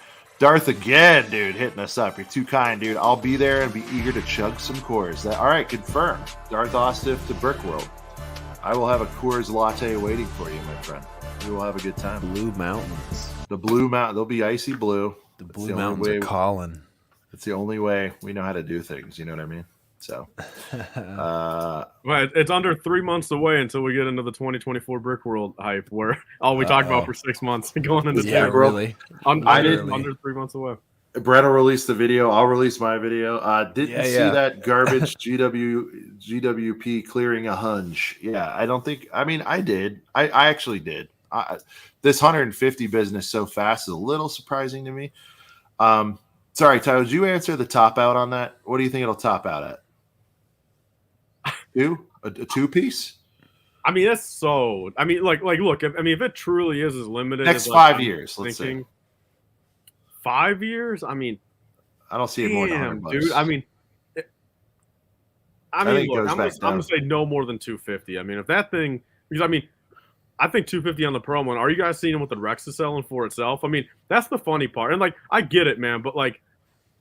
It's wild. I'm understanding it. Like, I mean, the Rex is literally 250, man. It's like we know with the Pauldron. The thing is, the Pauldron. It's funny how the Pauldron is literally worth technically $200 right now, just that little piece of cloth, because the Mexico factory, non-Pauldron ones are going for $50, and but factory fresh ones with the Pauldron out of the box are going for $250, like 230, 250, and it's like, so just that Pauldron's $200 right now. Absolutely bananas. Jeez. So. If it hits 200, I'll eat my shoe. That's pretty funny. I do have Brent. Do you have any more weekly pickups besides the boys? Yeah. Oh yeah. Okay. So I actually got these a couple weeks ago. So it's previous. I wasn't on last week. Obviously, I was in the old Los Angeles, but I did a little bit of getting into the spooky season, Halloween spirit. Had to pick this little guy up right here. Little box of. Tyler likes the animals. Little box of animals, I guess. This thing's cool. I mean, the box art's nice. You got the. How about a box of booze? Let's do a box of booze. Box of booze. Yeah, it's a solid little set. And since I was in the Halloween spirit, picked up this little cool storage container. Put some candy in here, set the mood. That's nice. Yeah. I like it. And I want to get the zombie one too. The zombie one is really cool. Jennifer didn't want me to get it because it was scary. She's a scaredy cat. And then I had to cop the jack-o'-lantern. Where'd you get that? Where'd you get it? Just off Lego.com because I wanted to get. It drives me nuts. People are finding them, Tyler, in like TJ Maxx or whatever for like cheap, $12 for the giant one, and I'm like, where is this? Yeah, where is that? I don't know. I've tried, and they don't have them by me. I don't know. Sounded like something else there, Sean. I didn't pick this up. What's weird is I think there's some people, I'm seeing some comments, and some of it is like from previous stuff. Because if people start to stream later, Tyler, when they comment, I'll see it real time, right? Yeah. Do you know what I mean? Like if they're at the 30-minute mark and they comment. You'll see it. Okay. Yeah. Yeah, box of booze. There you go. Box of booze. Box of booze. This I picked up last year, but I haven't built it yet, so we got a couple spooky builds to build. That's really cool. I didn't even know that set existed. That's badass. Aren't people doing a Halloween tree now? That's like a thing, right? Yeah, but it's cool to have both these sets to build. Where'd you get the spider one at, Brent? Just Lego store last year. Oh, last year. Okay, so it was last year's Halloween thing? Literally picked it up last Box year. of salt and pep shakers. Dude, yeah, those are retiring. You better get them quick. That's funny. Honestly, my favorite, this is my freshest pickup. I'll go ahead and tell you it's not Lego, but this is unreleased, actually. A black Shout out to my dude, Jesse, the owner of Apollo Records down here in Chillicothe, but this is an unreleased Mac Miller. But this is his Tiny Desk concert on vinyl. This is the most played Tiny Desk show ever on YouTube, and it is now all on vinyl. Guys, I'm a big Mac Miller fan. This was one of my favorite pickups from Brick World, but the printed Lego album. This was another really cool Mac Miller thing I picked up at Brick World. Are those on 2x2 tiles, Brent? Yeah. These are on 2x4 tiles. Oh, that one is. Yeah. So all 2x4s? Yep. So you pop them off there. Little 2x4s. But yeah, so huge Mac Miller fan. This doesn't technically come out until tomorrow, I believe. So, it pays to know people. So I had to get this. There was pre-orders for this thing. I imagine it's going to sell out pretty quick. Check this out. Wait, you're in Chili Sea? I am. Is that a nickname for it? I never heard Chili Sea before. I've never heard anybody call it that. Chili. just Chili. Chili Compton. I mean, is he talking about like the Windy City, like Chili Chicago? Who knows? Chillicothe. He said, maybe. But $7 for the salt and pep. Salt and pep. It's retiring. You better grab it. Jake's Bricks and Picks is laughing now. I don't know. What do we say? Hey, Counter. How you doing, bud? Hi, ACOB heads. Sup, Life Bricks. All right. Any more weekly pickups, Brent? Oh, yeah, actually, this is funny. So I got 2 more of these. This is just hilarious because you guys know I'm a bad guy. Oh, they were already opened and you just got what you needed? Oh, no, they weren't already open. I did that last week, and I was able to complete my series because some other person opened up every single one. Jake's been to Chillicothe a bunch of times. Okay, sick. Yeah. It's a good little town. But no, this is funny, guys. I'm a big bad guy. I've bought 8 of these. I don't know the codes. Yeah. I did look at the codes to think, oh, maybe I don't have that code on the bottom. I'm 8 for 8, boys. 8 for 8. But watch me get down to like my last one, and I have to buy a bunch of dupes. But I've gotten no dupes. I cannot believe it. I've bought 8 random ones, and they've all been different. I'm blown away. I can't believe it. Heck yeah. But yeah, I finally got Wolverine, and I got the lady from X-Men that I don't know. Panther Man. Wish I could keep watching and catch it all live. It's 5:30 in Sweden, and I gotta go to school. Have a good one, everybody. Shout out to Sweden. Shout out to Sweden for tuning in, dude. Catch the rest on replay. Well, we're probably winding down here soon, but thank you for tuning in. And yeah, I don't know if we've seen Sweden called out yet. That's what I'm saying. Shout out to Sweden. Hell yeah. See, Tyler, I told you we should change it to ACOB worldwide. You know what I mean? Like we just get it going. There's a damn. Darth says he's in good old Akron. There you go. Hey. And what is Mason 5050? What does that mean?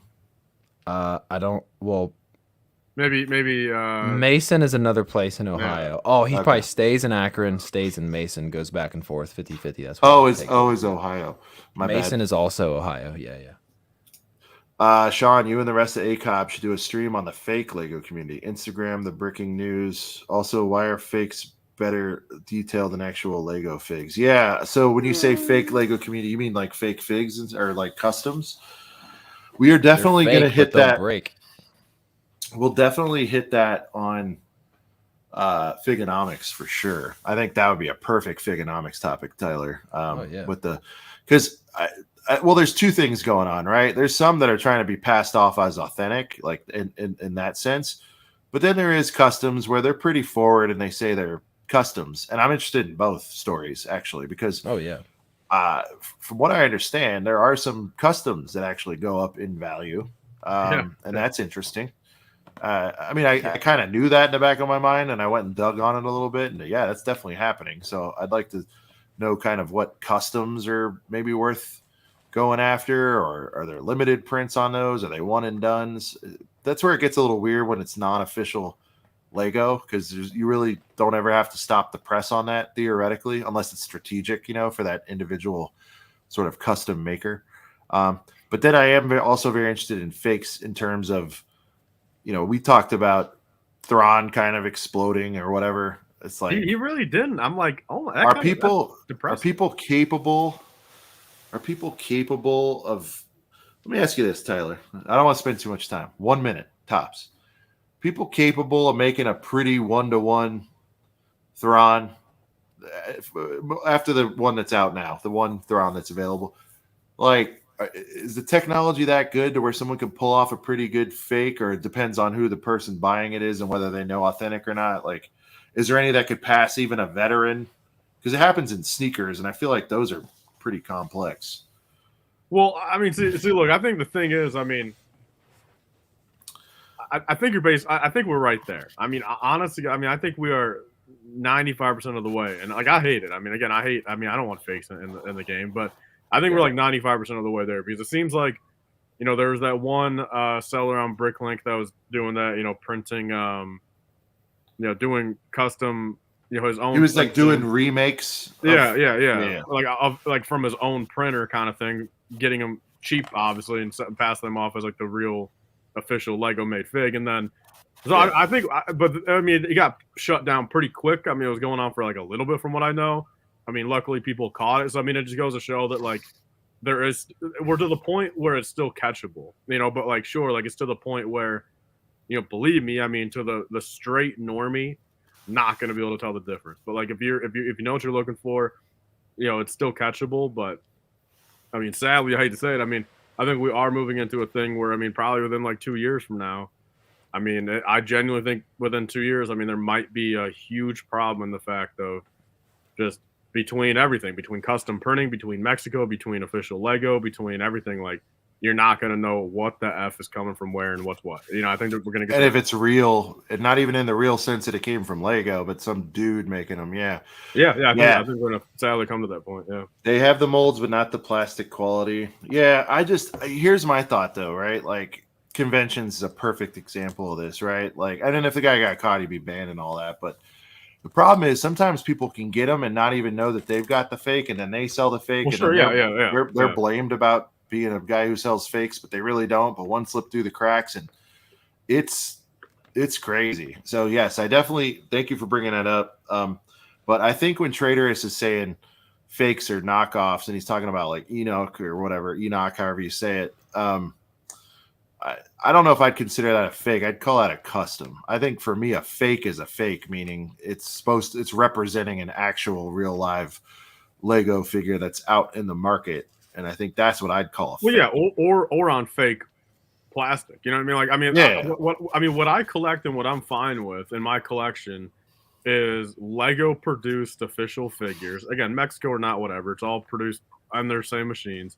So out of a set or Mexico, I mean, it's all official Lego machines. Or again, like I'll go custom route. Okay, of like again a character that say Lego doesn't make, or an outfit of a character that Lego doesn't make, but it's got to be on official Lego. Printed on official Lego parts.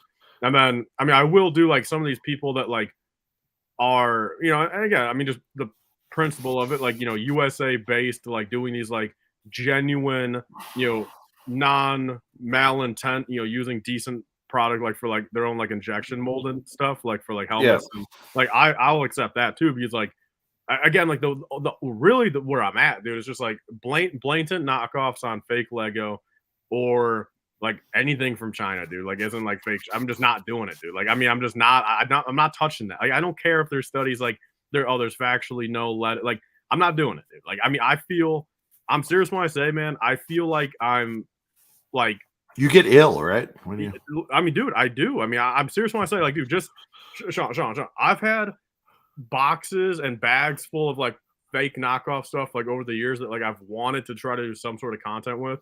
Yeah. But like I literally can't even come to myself just to even open the damn packages, man, because I just know, man, dude, the smell of I'm literally cringing just thinking about it, man. You open up a China bag of fake Lego knockoff Lepin BS, dude. Oh, I'm gonna pass out just thinking about that smell, dude. It's disgusting, and it's like I can't do it, dude. I touch a fake Lego in a bulk bin, dude. I'm upstairs washing my hands 50 times. It's like I can't do it, man. I figure like literally, right. I swear. Well, tonight we learned Tyler cannot. He's allergic to fake Lego. It's that serious. I mean, 100%. I mean, fake Lego. I'm serious, dude. Darth Raiders will buy them. Real quick, Uvan saying, anyone got a spare Falcon diorama? I can't afford it. By the way, I'm 13, just desperate. At 13, I mowed the shit out of lawns. You know what I mean? Like, so, you know, I think you can, Uvan, I'm confident you can put together the $30 somehow. That's my answer to that. I don't have a spare one. I got the one, probably the only one I'm ever buying. But I believe in you. I think if you want this diorama, you can figure that out, man. You know what I mean? It's good to get that hustle on early and young. Tyler's been hustling a long time. I think that's one other thing, Tyler. You know, we're talking about why a lot of us are all buds or connected or whatever's going on. It's like, I think we're all hustlers. That's the other thing. Like, and I don't mean that like in a criminal way. I mean, like we're hustlers. We like to get shit done. We like to say it, achieve it, whatever that means. So, well, I think that's another tip for making connections. You find people that are like-minded in a lot of ways too.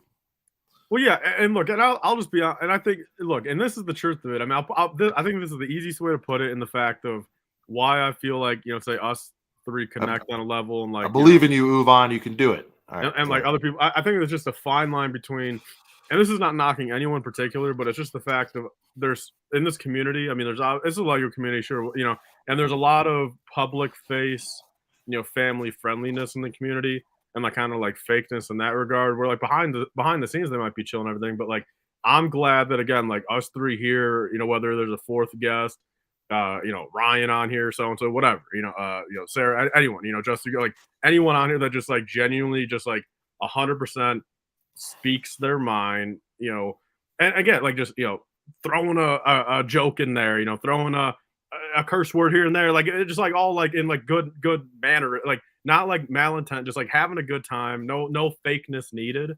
That's why I vibe here so much, because it's just like, damn, it's just like you don't got to worry about nothing. Sure, there's lines that you can still cross, but like just the funness of like even public face, just being able to be fully yourself and not having to hide a part of anything or act extra family. Like that's what I enjoy here. Our friendship, online, offline, you know, in person, whatever. Like just that's why I feel like it just looked. I mean, it's fantastic. So there you go, guys.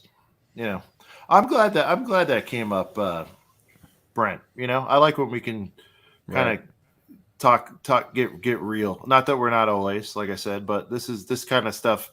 Somebody put life tips. Sure, you know, like we joke, but I am older than everybody here, and you know, I will, whether you want it or not, I will impart some wisdom, because I used to think I knew everything when I was in my mid-20s, you know, and I still don't know everything, but I know a lot more than I did then. So take it or leave it with what I'm saying. It is really easy to armchair quarterback and make critiques and all that stuff, but just know that most people are not lucky. That's why it's called luck. Most people are not lucky. They put themselves in a position to make cool things happen. Doesn't mean it never happens, that people that don't deserve things get it. They absolutely do. But most of the time, people put themselves in a position through grinding or otherwise, or thinking or doing to get whatever you guys declare success to mean. It's usually not by an accident. Is it sometimes? Absolutely. But 99% of the time, it ain't luck. It just makes you feel better to say it's luck. And it used to make me feel better saying it's luck. They're just lucky. But when you break it down, you're like, oh, they did this, they did that. That makes sense. Well, how did they get to this do this thing? How did they get to know that guy? That's all. I don't like doing soapbox, but I do. If anyone takes anything away from any of this, it's luck only gets you so far. Because then the other thing about luck is you get found out too. If you're lucky and you get put in a spot that you don't deserve to be in, you're going to get exposed or something. You know what I mean? Like pretty soon when you're given that spot, eventually they're going to be like, oh, okay, he didn't really have what it took to stay in that lucky spot. You know what I mean? So anyway. Well, see, I'm a big advocate of like just playing your cards right too. You know what I mean? It's like, yeah, you know, that's just the cold hard truth of life where it's like, you know, again, you draw the lines, you know, as long as it's not mentally hurting someone, physically hurting someone, you know, you're putting someone in danger. Like any card that's on the table is playable, you know, that doesn't put harm on someone else. So it's like, you know, whatever that means, you know, whether it's sending someone a message, you know, like reaching out, you know, or seeing someone in person or doing this, you know, taking the extra leap here, you know, saying something like this or that, like, every card that you can put on the table, I mean, is free game in the fact of, I mean, you know, if it ends up benefiting you at the end of the day, I mean, it is what it is. You put the right card down. It's like, you know what I mean? Like, it's just not like you can't fault anyone for that.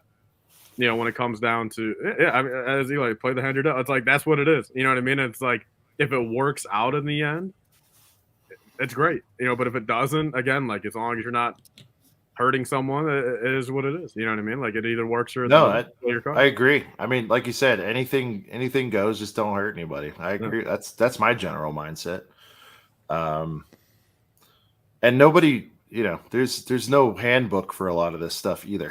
You know, life lessons from Life Bricks. I like that. That's got a good ring to it. Any plans on an episode that covers old Lego themes? Star Wars is one of my favorites, of course, but I do love Exo Force as well. I'd love to hear you talk shit about my faves. Yeah, look, I think that'd be fun, right? Like, so I think that'd be a good episode. Like, get like Sarah back on, or like, or like Ashley, you know, that like Duck. By the way, Ducks, yeah, Ducks coming. I feel like there's a handful, you know, of them that like that, you know, the older stuff. Yeah. Speaking of Duck, we've been chatting a lot. Busy man, as you guys can imagine.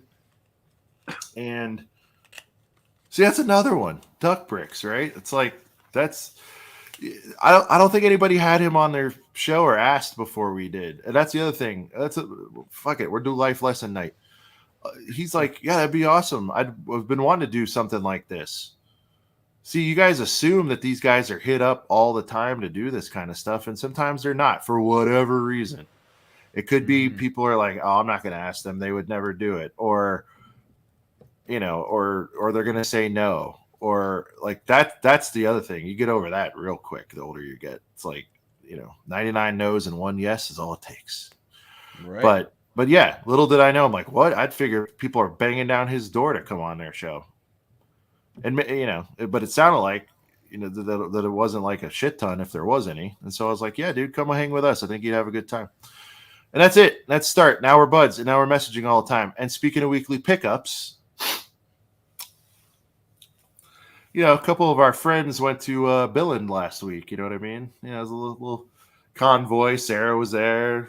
Shout out to Duck Brick. Shout out to some other folks out there. And let's just say your boy got a little goodie bag that's in the mail. You know, on the way. Man, I should have hit some people up that were there. I didn't know it was gonna be that easy. I should have hit up. Yeah, wow. So I asked Duck if you guys have seen his vids. He does roll deep with the luggage. So I said, sir, if there's a little bit of room in one of those bags, you know, if you could toss your boy, here's the dough. Could you toss your boy a couple of this X and this Y set? And he's like, I got you immediately without hesitation. Damn, dude. So he I should have asked. It's in the mail. I DM'd in the private, guys. It is what it is. Don't say it out loud. I want to leave it as a teaser, but he did bring me back some goodies from Denmark, and I'll have them. You lucky. And I'll show him off on the show. So, but shout out to Duck. So Duck is super hyped to come back on the show. We're going to talk Lego Masters. I can't believe one of our buds is on that show. Two of our buds. We got to get Ryan back on here. Mona now. But yeah, so I'll tease you guys on my pickups because look, they're not in hand. Like I got to get them in hand. But let's just say, use your brain. Think about where he was. Freaking jealous. Think about what I might want. Okay, so he's not shipping them he's bringing them back in his luggage on the ship in USA to USA, right? It's already happening. Yeah. Okay. Yeah, he's already back. Jealous. Well, no, I mean, I there a couple people are still out there, like David's out there, the Brick Whiz. I might have to send him a little DM here in a little bit. What fake Figonomics had me rolling? Oh, you mean like do an episode of fake Figonomics? Is that what we're saying? Fake Figonomics? That'd be funny. I'm willing to do it a Figonomics for the fake Lego community. Oh, okay.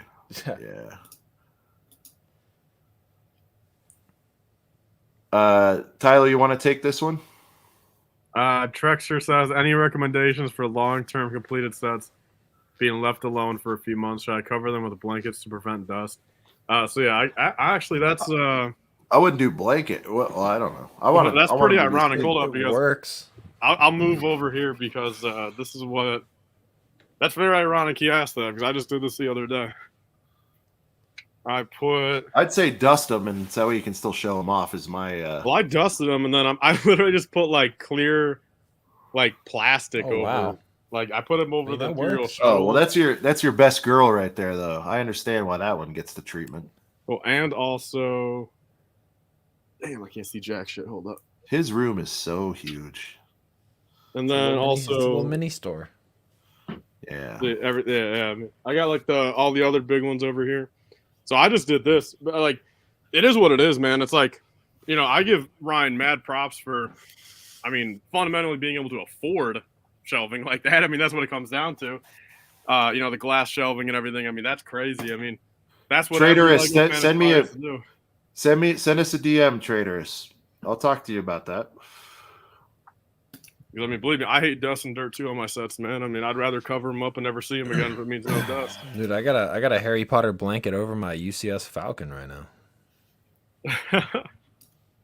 Yeah, you hear that, Tyler? A Harry Potter blanket on a Star Wars set. Dude, how's that? You're making me even sleepier, man. The second you said the word Harry Potter. Second I brought up HP. Man. Nice. I've been sending Tyler. I've been like DMing Tyler all these epic Harry Potter edits, and he's like responding like with like yawning emojis and just like I don't know whatever he said was Traitorous. funny. Brickheads Pod on Instagram. Brickheads Pod on Instagram. You can send us. Anybody can send us a DM. Why don't everybody give us a follow over there on IG? We never plug it. We never plug Instagram. We're coming up on 1,000 on IG. So if you want to follow Brickheads Pod, you'll see all kind of updates and things like that, and reminders of when we're going live. Post what fun we're stuff. Doing. You guys are into Box of Boys, man. That's shit. We post a Box of Boys shout out every day. Yeah, you get a Box of Boys and you hashtag Box of Boys. We'll retweet it or repost it, whatever the word is. We'll throw you on the story. You know what I mean? Throw you on the story. There you go. All right, boys. Fun Harry show Potter, tonight. 10 buildings. Yeah, that's Nice. facts. Are we doing the Falcon Nest? I think we did earlier. I did the Falcon Nest. Yeah, no. Well, we did the crossing. Oh, we did it for Animal Crossing. That's kind of the and we moved on. We're good. We're at a 3-piece, Tyler. I think it's See, you guys know I love this show so much. When I'm the most tired person here, and I damn well want to go for another 3 hours. See, it's like that's when you know I like the show. I would love to do a marathon stream and just see how long. All right, there's only 2 from the last show we did. Kevin so let's Feige fig. Throw those boys up. All right, go ahead. Take it away, Tyler. Take it away. Throw it up, Tyler. Or Sean. Oh, I thought I threw it up. My bad. I'm looking at it, but I'm not sharing it with the world. All right, so we're going to do 2 quick Falcons nests, and we're out of here. Here we go. See, look at what Wolf Bricks is saying down there, Sean. Listen to what the fans want. Hey, listen to what Wolf Bricks wants. 3 more hours. I don't see anybody throwing a Ben Franklin out there, so So look, my reaction to this set is exactly what my comment says up there. My comment is at the top there. First ever purchasable DLC by Lego. All right, so this obviously is an add-on to the final battle. Now, Tyler, I get that. new figure for Sandman, right? I get that. Reused figure obviously wasn't in the original battle set. Why are we getting another Spider-Man? I thought there was only 3. I mean, they want to sell the set, obviously. Well, that's Sean. This is literally 523 likes on your comment. That's crazy. 523. Yeah. Damn. So I mean, people obviously agree, and it's like so. Truly, I mean, this is one of those examples. This set should have never existed. Make that No Way Home, which is what 110 retail, or is it 100 retail? 110. 110. Yeah. Okay. Make it all right. Prime 130. example, dude. Come on. If you're gonna be spending 110 already, get this 35. Like the thing is, because listen, dude, this $35. Got people following on right Insta. This $35 right here. You take out the Spider-Man and the Electro, and like you can shave it probably down to 25. You know, if you're just literally doing the Sandman and the Lizard. On the builder 3 more hours. Dude, watch the archives. I can't. I got stuff tomorrow. You guys are making me feel bad. So they should have made the initial set $140. Later, Panther Man. And that's it. This set should have never existed. This $35 DLC. We got it. By the way, what do you guys think? By the way, I'm into it, Tyler. I'm going to get both of these. I agree. It's the only DC stuff I've probably bought in the last 2 years. I still need to get the No Way Home. I'm just waiting on that 110 piece to become sub 100, you know, maybe comfortably. I'd like it at 80, somewhere in that range. And by the way, if it never hits that, I will get it before it says bye-bye. Dude, we're getting into holiday season. You know what would be cool, Tyler? Is we get us 3 and we get like the Wolfman on here and maybe our friend City, and we do the whole, you know, like sales and deals buyer's guide, you know, like kind of right before like Black Friday week. Like no, I mean, because it starts earlier now, right? So I'm thinking like November 1st at the latest. We got to be like, you know, you guys are actually out there doing it, and you could advise, you know, the Amazon, what could happen at Walmart. I know what I know about retail. I think that we could make the definitive, maybe the state of, you know, Q4 Lego kind of show. That's what I mean. That's where I think like a 6-man panel would really work. You know what I mean? Yeah. I think a 6-man, that would be great. Party just started. 3 more. Give me a 3-piece. This is just the pregame, Sean. All right. Traitorous, I'll get to it, buddy. I'll get to it. He's really fired up about talking fake Lego figs. I'm with you, buddy. Take Electro out. And you give him a J. Jonah Jameson. I agree. Yeah, right? Well, isn't the J. Jonah's in the Bugle, right? So or is he? J. Jonah technically a different.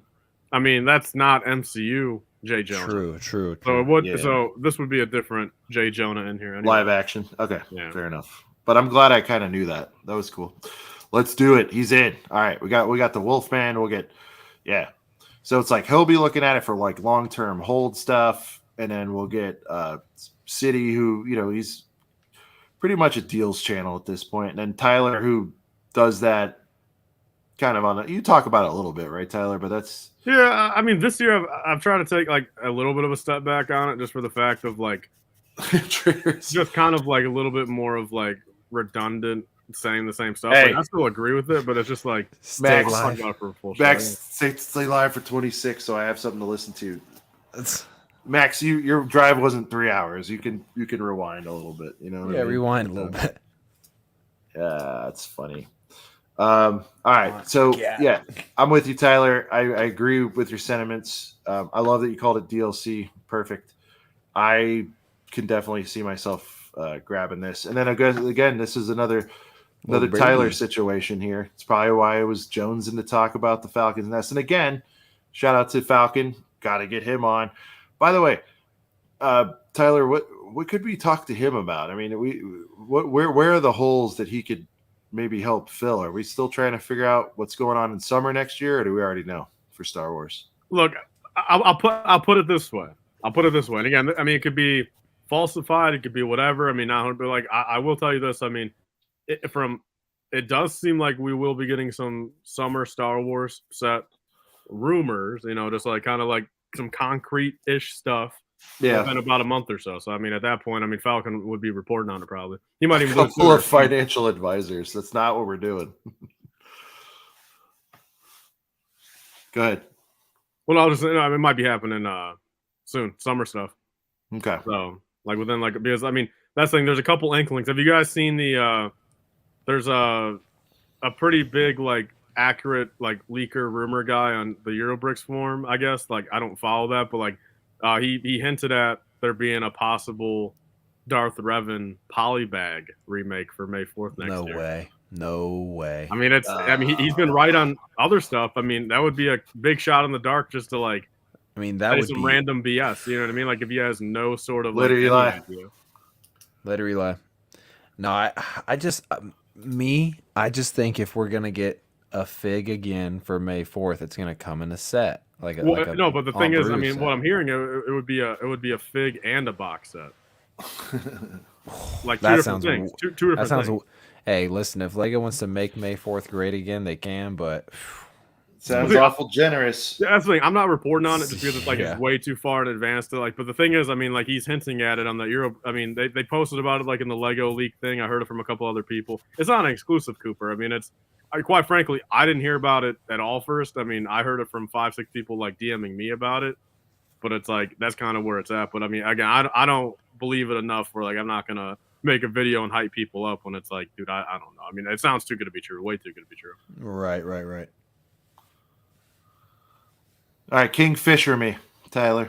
Why are we excited about this? You love the animals. You love the birds. Are you pretty pumped about this? I do. I mean, I like a lot of the I'm not gonna pick it up for 50, but again, if I get it at Walmart for 25, I will happily buy it.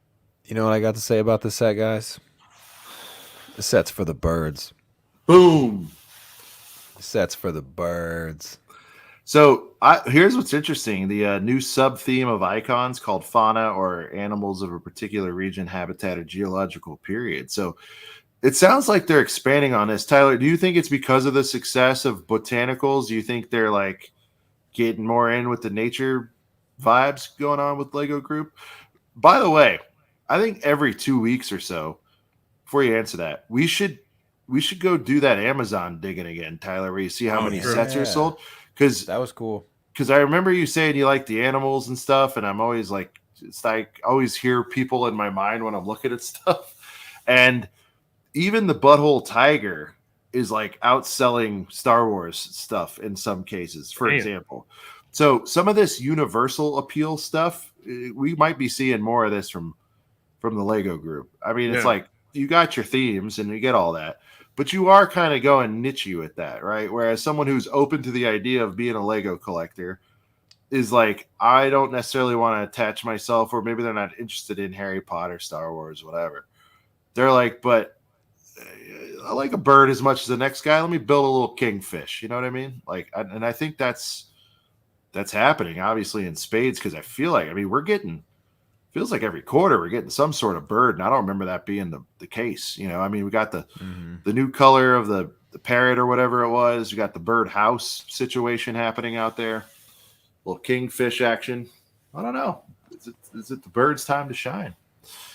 It's interesting. Maybe it's specifically birds, by the way. I'm talking all animals here, but I don't know, a lot of bird action. I mean, for the birds. Keep track of what's going on over there.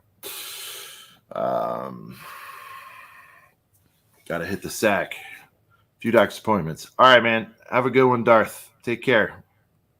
Thank you for all the generosity. That was awesome. Much appreciated. Firebird bricks. Oh, yeah. Shout out to Firebird. Oh, yeah. And speaking of, like, was that last week? Yeah, it was like me and Firebird, right? Yep. Yeah, guys. Sorry for the short show. Last week, man, I felt like death. And honestly, guys, up until maybe late yesterday, early today, whatever I had last week, it went on for like a week. And I'm just now starting to feel like me again. It was crazy. Let's see. Picnic date with my girlfriend to build blue and pink parrot was super cute and fun. Oh, all right. Cool. Yeah, see, wholesome. All right, boys. Well, Tyler, I think because you weren't on last week, you were at a thing. We did go through this, so I think those three were the only ones we didn't cover on the show. Yeah, the Feige deal. So pretty excited.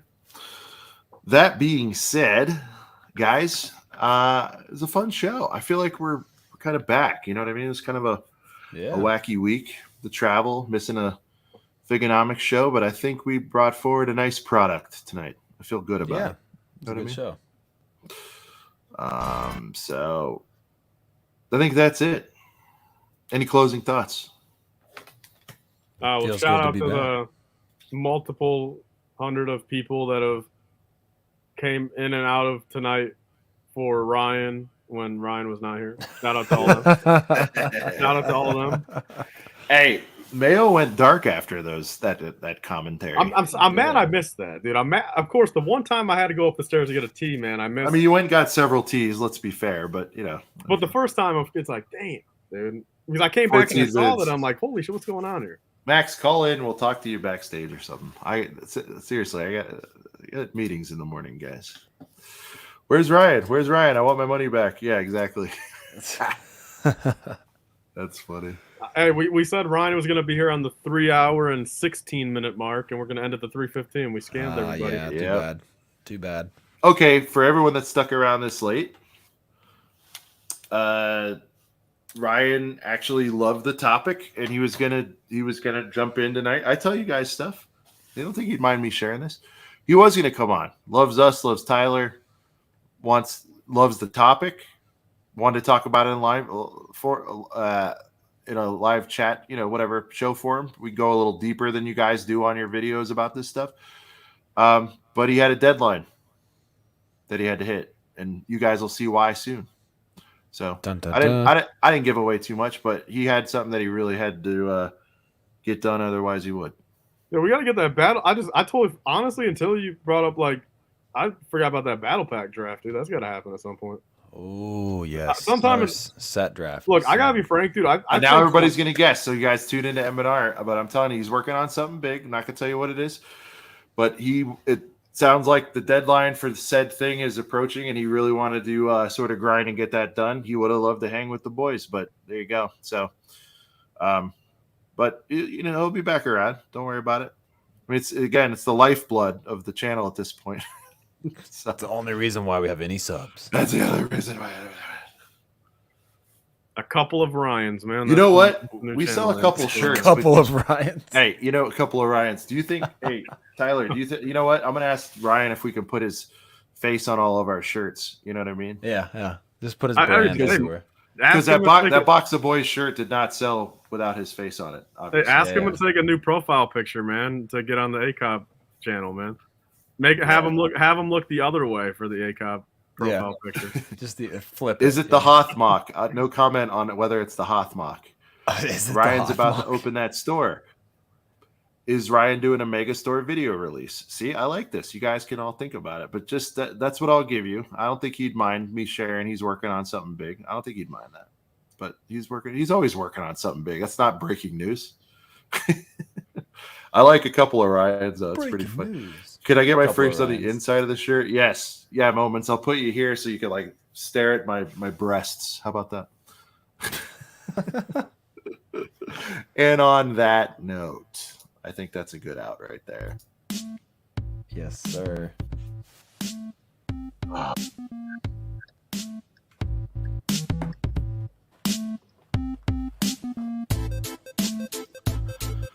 Boys, we did it. Episode 109 in those books. I had a great time.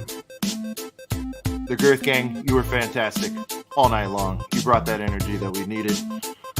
I'm just glad to be back in the chair, back in the saddle, and chatting with my boys. You know what I mean? To Brent with that luxurious new haircut. He's in spooky season mode. It is spooky season engaged. Oh my god, we got a freaking super as we're leaving. Halloween. Oh, here we go. I'll do it. Other thing. Tom the Builder. Thank you, man. You're too kind. Buy yourself a quarter box of boys. Will do. Ooh. Tyler loading up. He's got his little Bionicle jam going on. I hope CPA is seeing that. So Brent, yes, fully in mode. I was thrown with this the super chat. Tyler with his Bionicle boys. Me over here. I got this thing. I like this thing. It's fun. So sue me. Shout out once again all the super chats. Everybody for rocking with us. You guys are the best.